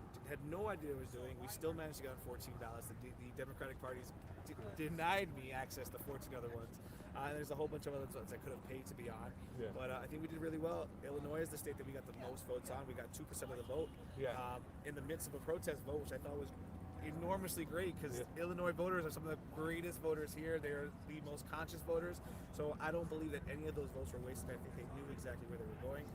And it allowed me to have that platform to show people like, yo, this is who we are. We're here. You're not doing enough for us. And let me show you how to do it. And let's talk about how we can actually hold you accountable for those. That's pretty awesome. And I can just imagine some of the conversations that were brought to the table. Okay, so that didn't work out. You eventually suspended your campaign, but you did make some noise. First Puerto Rican guy. I'm getting news that Joe Biden is claiming he's 2% Puerto Rican. I don't know. We're going to check that. We don't know. He's Joe Biden and Elizabeth Warren is saying she's part Cherokee and part Puerto Rican, but we don't know. We can't confirm that, so we're going to say you're the only Puerto Rican to run so far for president in the Democratic Party. Any major ticket, right? So on the major party line. Well, no, Marco Rubio is Cuban. Cuban. We have Bill Richardson, who is also Mexican. We have Ted Cruz, who's also Cuban, and then we had Julian Castro, Mexican, and then this other guy. But it was 3 Mexicans and then 2 Cubans. So let's talk about immigration and Latin America, because we were just talking about this beforehand, because this is a very big issue.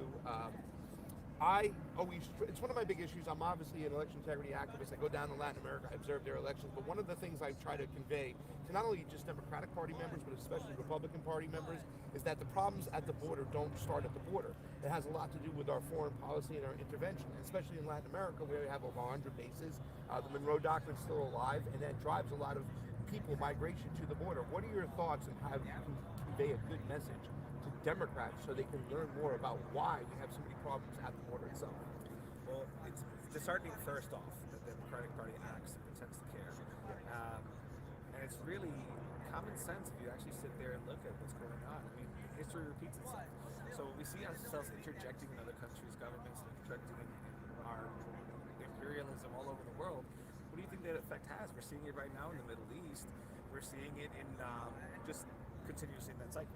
But yeah, in Central South America, our imperialism has, but basically our intervention has caused a lot of it. And the reality of it is, think about it yourself. Put yourself in somebody else's shoes. Do you want to leave home and just leave everything behind? Yeah. That's not a desirable decision to make. Yeah. And it's not a quick journey. You know, when I was down, I worked for 2 years at the Mexican border, and it's funny because the media would have me say that, you know, it's just Mexicans, and I expected to go down there, see thousands of Mexicans pushing on the wall and wearing their, you know, serapes and drinking tequila and just parading across, singing the national anthem, and that wasn't what's happening. what's happening is about 90 or 80% of my manifests were coming from people from Guatemala, from Honduras and Nicaragua. And so when you think about that for a second, our laws allow them to come here and claim asylum because, low key, we know what we need. Yeah. And so when you're telling me and putting into perspective, someone from Guatemala leaves everything behind, the largest part of that journey is going to be through Mexico. That's at least a 2 to 3 month journey, especially on foot. If you have no caravan, you're going to get exploited by the cartels, raped, assaulted, robbed. It's not a happy journey. You've already experienced all of that trauma to get to our border, which you have the right to come to and claim that asylum. And then you get here, we're like, hey, thank you for doing it the quote-unquote right way. We're a little backed up right now. How about just stay in Mexico for like 10, 12 years? And I'm like, yo, do you not know what I just went through? Yeah. If you tell me that I have to sit in a country that does not belong to me, they don't want me there either, I'm not going to be able to work or do anything and make a living for the next 10 to 15 years. Yeah. Or I could hop over the wall or cross the Rio, and that could be illegal, but I can stay there and start the process. I'm hopping that wall. I'm learning to pole vote tomorrow. Yeah. Maybe get drafted by the Olympic team. I don't know, but I'm getting over that wall somehow. Yeah. And to me, that logic of survival is something that we lack here. And I think the problem with Americans is that we don't really have problems. And because we don't travel as much, we don't see it, and we're not face to face with it, it's hard for us to imagine that that is the life that some people have. Yeah. And I've met so many people along this journey, it breaks my heart, of people who have left their entire families behind to come here and make a living just so they can have a happier life. And they're working here 10, 20, 30 years of not being able to see their kids grow up. Yeah. There is I don't know if you're familiar with this organization, it's called, I don't know if they're still around, but there's Hugs Not Walls. Okay. And so what they do is they find people who've been here for 10, 20 years, and they find their families abroad. And they bring them, they find them, they connect them, and for 2 minutes, just 2 minutes, they open up the border and they let them come in here to hug their families. I have seen that program. And dude, that is such an incredible thing, and I think about how long or how valuable those 2 minutes would be. And I equate it to imagine if I could bring back one person I've lost. If I could just have 2 minutes with them, how meaningful that is. And the fact that we can have that level of empathy for people who are trying to get here. And the biggest thing that upsets me the most is the biggest counter argument is, my taxes. I don't know who's more or less American than I, but I know at the end of the year, let's be real, let's be honest with ourselves. We all try to look as broke as possible. And so nobody's sitting there saying, I'll pay extra taxes. Hell no. That's why we're in the situation we're now, because people are fighting all these tax loopholes. So I don't know about y'all, but I know the taxes that I'm trying to avoid paying is not funding anything. I may pay for one migrant, but I'm not paying for anybody else. It's not coming out of my check. They're not raising my check for it. So stop that narrative. They don't want to be here just as much as anybody else. And so we should welcome them because this country is what's built off their hard work. Yeah. Or how about just the individual responsibility of making the reason why they're here? You mentioned this is a 2-3 month hike just to get through Mexico. And people think when they get here, this gross exaggeration, like, they're given hotel rooms and cell phones and tickets to see Taylor Swift and all these other things. They get all these things. It's coming out of your tax dollars while the veteran is living on the street. Yet they're going to ignore all this money that keeps going to war, that keeps going to the Pentagon, that we have 1,000 bases overseas. I'm glad you're championing that issue and that you know about that issue. And I think more people need to champion that issue on the left, because the left thinks they can just be compassionate at the border without looking into our foreign policy, and they need to start looking and look deep. Yeah. And so what's interesting about my campaign and my experience with migrants and the understanding of the immigration process, when I really started getting kind of pushback and people were like, hey, you shouldn't be really talking about that. And I was like, why not? That's one of the biggest issues. Is I'm the only candidate to equate the immigration system for what it is. Because all we do is we focus on all the everybody's coming in, they're coming in. I'm like, all right, cool. Can we talk about the people who've been here 10, 20, 30 years, contributing to their communities, who are paying taxes through ITINs to try to fund that process, and you're not allowing them to have a voice in society. And the only reason why you're not giving them a pathway to citizenship, or you're giving us a hard time and all these obstacles, is because you don't want them to vote. Immigration is the biggest form of voter suppression in this country. And there's so many misconceptions too there, right, as well. Like, what about all the money they put into Social Security that they'll never take out, that they fund the system? And all these people going, this replacement theory. I kind of questioned Vivek Ramaswamy at the Libertarian Convention when I had a chance, and he just wanted to get away from me because he didn't want to talk about that. Because I even said, a lot of these Latino people that are coming up from Latin America, a lot of them from the North Triangle, where you talk about Guatemala, Honduras, El Salvador, Nicaragua, when they come up, they have very conservative religious values. They're not going to vote for the Democratic Party because they don't understand the LGBT community things that are going on here. They're very religious, so they're not going to automatically vote anyways. And here's the thing. most of the migrants that come up, they live in the shadows. They don't vote en masse. They're being exploited now because the Democratic Party, unfortunately, has found a way to get a ballot from them. Automatic registration in California, automatic registration in Nevada, automatic registration in Arizona. If you get your license, you get a ballot. So now they get this ballot, they never touch it, it gets in somebody's hands, and with ballot harvesting, they can turn it in. So they're being exploited for a ballot, but yet the Republican Party goes, it's the immigrant, it's the immigrant, it's the immigrant. It's just a sad situation. I'm so glad you're on top of it. Let's move on to the next part, because I want to talk about, we obviously agree on that. We could probably talk all day about that and educate a lot of people on that. But let's talk about areas where we might disagree a little bit. You are supporting the Green Party. My personal opinion about the Green Party is that it's an old party. It has no new ideas. It's stuck in 2016. When I love the fact that they're talking about Israel, Gaza, but what about all the other problems with the empire? What about Russia, Ukraine? Because there's a lot of people avoiding what's going on in Russia, Ukraine. And I'm not going to blame Jill Stein for what Howie Hawkins said, but he pretty much endorsed the whole Ukraine war at one point. What's going on in the Congo? If you talk to somebody who's from the Congo, they're going to tell you that Israel-Gaza is not the only situation. So maybe they should focus more on foreign policy. They're pretty good at that. But when they say things like Medicare for all, what does that mean? Because as a person, I'm a leftist libertarian now, right? I don't want to have a sick care system. I don't want to be forced to have medical procedures to keep my Medicare. In other words, this whole COVID situation really scared me because I wanted to write what I put in my body, my choice. I was consistent across the board on it. How we were going to retain Medicare for all, and $25 an hour, what is that going to do to fix the industry here in the United States? We have no industry. We don't make anything. We don't fix anything. Our factories are closed. They've moved overseas. So I feel it's like an outdated party, and it doesn't have any ideas. Do you have any pushback to that since you are supporting the Green Party? I'm supporting the message. I would love to say that I disagree with you on so many different ways, but I don't. And I think that's the beautiful thing of supporting a party in that sense, or supporting a candidate.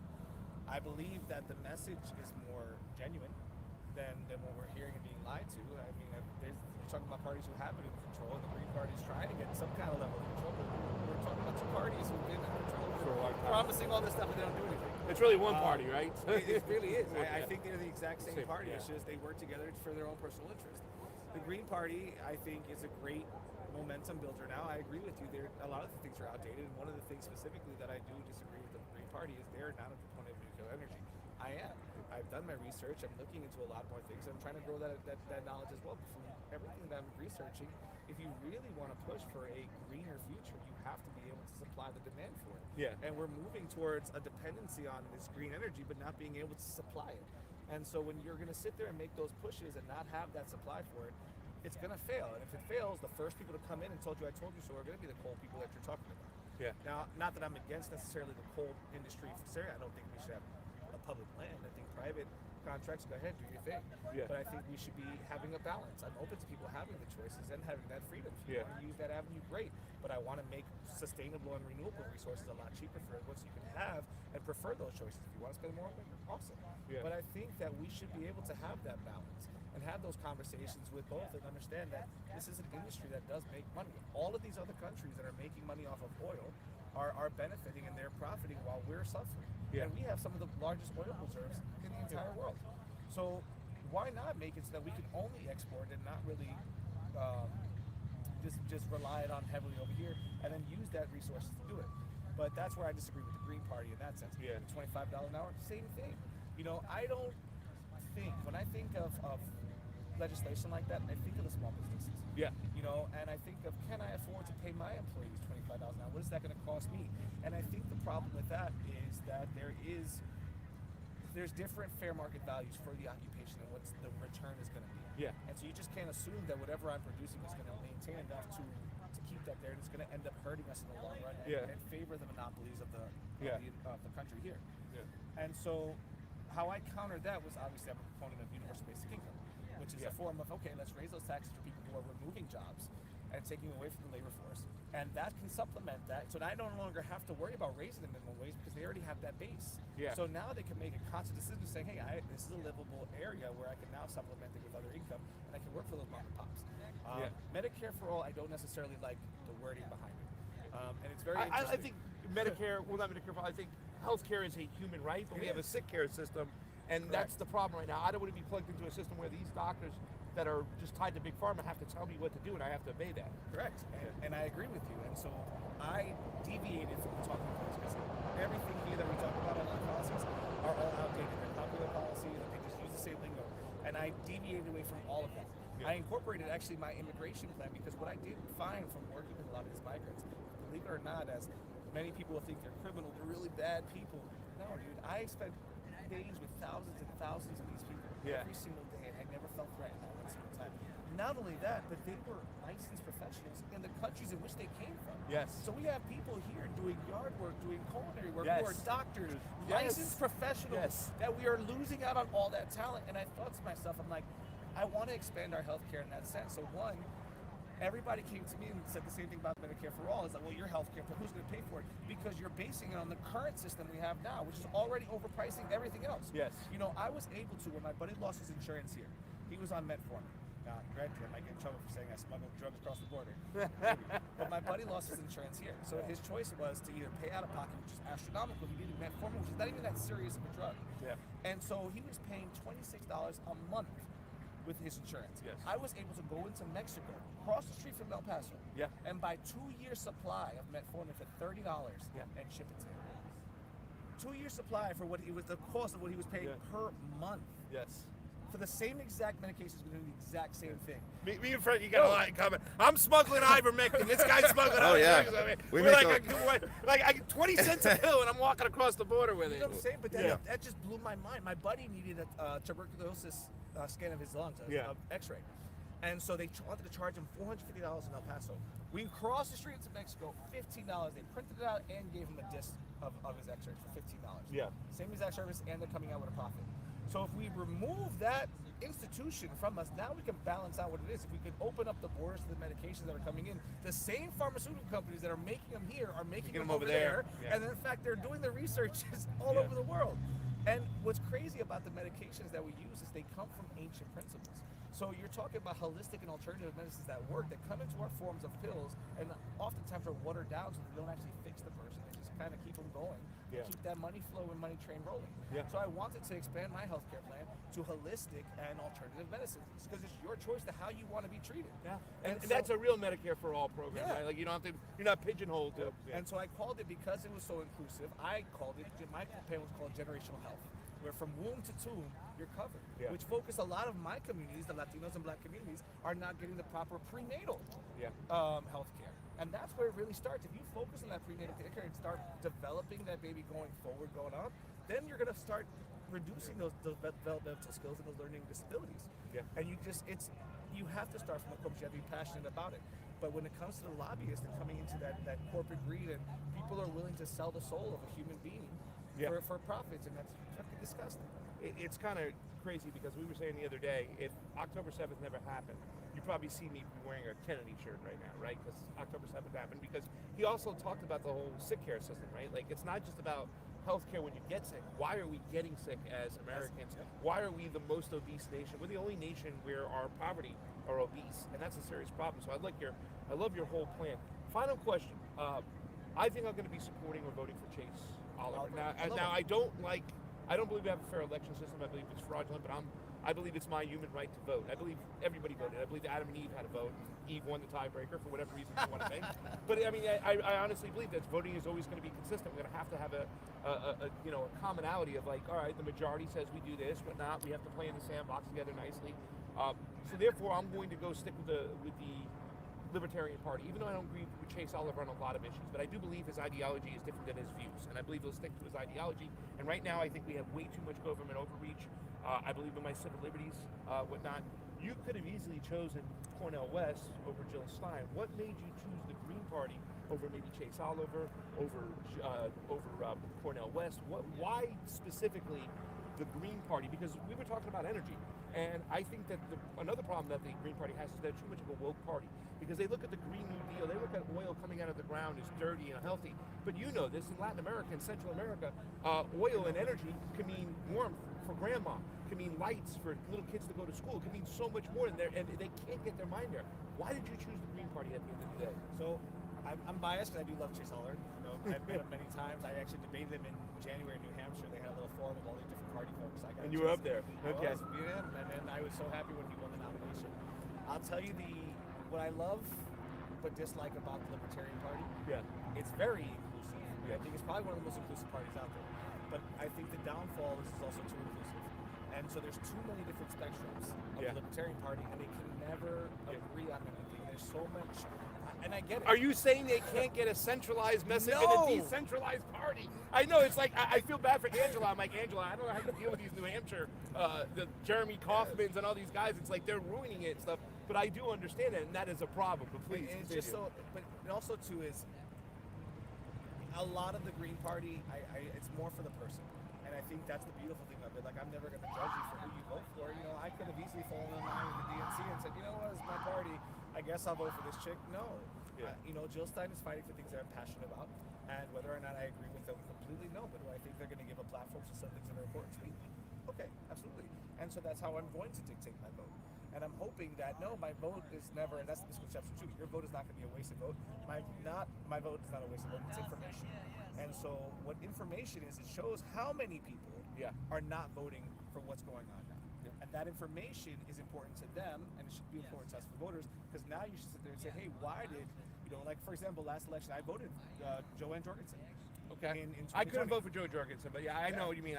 She was on I voted for Gloria LaRiva. Isn't this crazy right now? I'm the libertarian here, right? I was in the libertarian, and I'm like Chase Oliver, and you're like going Jill Stein. But last time you were Joe Jorgensen, and I was Gloria LaRiva, who's PSL, and I would never support the PSL ever again in my life. So the only reason why I voted for Joanne Jorgensen was the simple fact that they did not let her debate on any debate stage.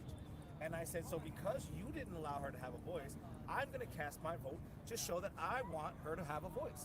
And I want her to be, and I was one of 50,000 people in New York to vote for Joanne Jorgensen. That's awesome. And that's the information we need to show it, because my vote is not something that's just guaranteed to somebody because I'm part of your team. Yeah. No, you should want to work for it. You know, one of the things I love about the voters here in Chicago is they fight for them. If your alderman is not doing their job, they are knocking on your door tomorrow saying, yo, you're evicted. You know, they hold that very dear to their heart. They're very entwined with politics, and I wish we could bring that everywhere else in this country, because that's what we have to do, is hold that accountability and stop allowing them to make dumbass excuses. Frankie, I think we have a lot more things to talk about. I hope this is only the first conversation we have. I'll see you tomorrow here. We're in the park. This is Union Park right here. There's the Palestinian protest is gone. You can see it. We were supposed to be signing off. We got no flags or anything, but we're talking with Frankie. Pleasure. We'll be right back here. Let me hand the microphone to Matt. Actually, I got the mic. You got the mic? Oh, okay. Yeah. So I can talk to you like this. All right. So, Yeah, we'll Frankie, sit down. make sure let me get your number real quick. So. Yeah. I know that was a joke. I was a joke. We had 243 people watching right now without the Rumble count. I mean, we're the only thing on right now because everyone else went to bed. But people know where to get the real conversations. That's with Bossa to Go, Convo Couch, The Homeless Left. We're rocking it all week long. But I like the real conversations we've been having today, Bossa. It's unfortunate we got here and there weren't much else going on. Here, let's get a shot of that. I mean, we still got a few flags over here, but there's nobody else. Go point to them. Yeah, right over here. This is all that's left when we got here, which is at least the flags have been left. But I think what we're seeing here is kind of a reactionary, kind of a come down from what happened last night and the night before. And we were in the mix, and you guys, we told you guys earlier, we showed the footage of what we experienced last night, and the example that was made of the vocal protesters, the non-violent resistance. We saw the example being made, handcuffing them with the little zip ties. They're all lined up. We got all the journalists being arrested with press hats on. I mean, this is very disturbing to see, and because there was this official warning given, we're warning you, we're going to be taking away your right to protest. It's coming. It's kind of like the idea. I made the comparison to the mandates. I like that one. We showed that on Twitter, but the comparison to the IDF soldiers. I mean, how ridiculous is that? That you could say the IDF soldiers are so empathetic. Kennedy talks about that. They're the most compassionate army that's ever lived in the history of mankind, because they like to warn the people they're going to murder and slaughter and bomb the crap out of everything, their hospitals, their schools.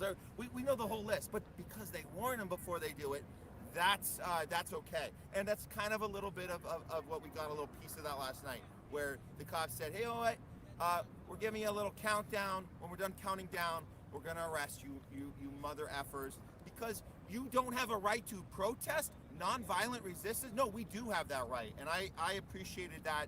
We saw that courage in the street last night, and so this might be a kind of a spillover effect. that, you know, that the voices that were very loud last night, they were detained. And so did the same people show up today? Probably not as much. But, you know, this is the conversation. And Pasta, we've talked about this earlier today as well. What other voices are we hearing out here right now in Chicago? Besides, I mean, this is a very important issue, but are we hearing anyone else protesting this establishment besides the genocide in Gaza? Is there anything else happening? I'm not seeing any other type of voices. At least we have these voices. At least we have these flags back here showing us that we are, you know, we were here. But what was accomplished at the end of the day, it's hard to say. But that's what we have right now. Apostle, you want to maybe we could do a little turnaround? Yeah. Yeah, Frankie, you got my phone? It's okay. You can use the shot. It doesn't make it. Did you put your number in? I did. All right, perfect. Frankie Lozado, everybody. That was an awesome conversation. Yeah. Yeah, let me just say this much. We gotta sign off for today. We're gonna come back tomorrow. We're gonna have a live stream tomorrow at 1 o'clock. We're gonna do it from the Airbnb. We got an Airbnb with good internet. Wyatt should be part of the whole group. We've invited Russell out, but Russell might need some sleep because we're burning the candle at both ends, going everywhere. Guess who else is coming out? Kit Cabello, Hardlands Media, coming to the studio. We're going to call Nick in the morning, see if Nick wants to come out from RBN, if he wants to do that, or maybe he could just kind of plug in live. Either way, we're going to try to do it up, and then we're going to get back out here on the streets. We're going to get back over here to the protest and see where they're at, and still just talk to as many people as we can. Yep. I think the messaging was good yesterday. Like I said, it is kind of a little bit of a shame when a leader or a organizer does lose her cool and goes off. And this is something to get excited about. This is something to be angry about. This is 40,000, mostly women and children, slaughtered, killed in Gaza. So, you know, the messaging was on point, but they got to make sure they keep it together, and they can't let these people use anything negative against them, because that's what they're going to do. They're going to highlight those parts of the rallies which they consider to be negative.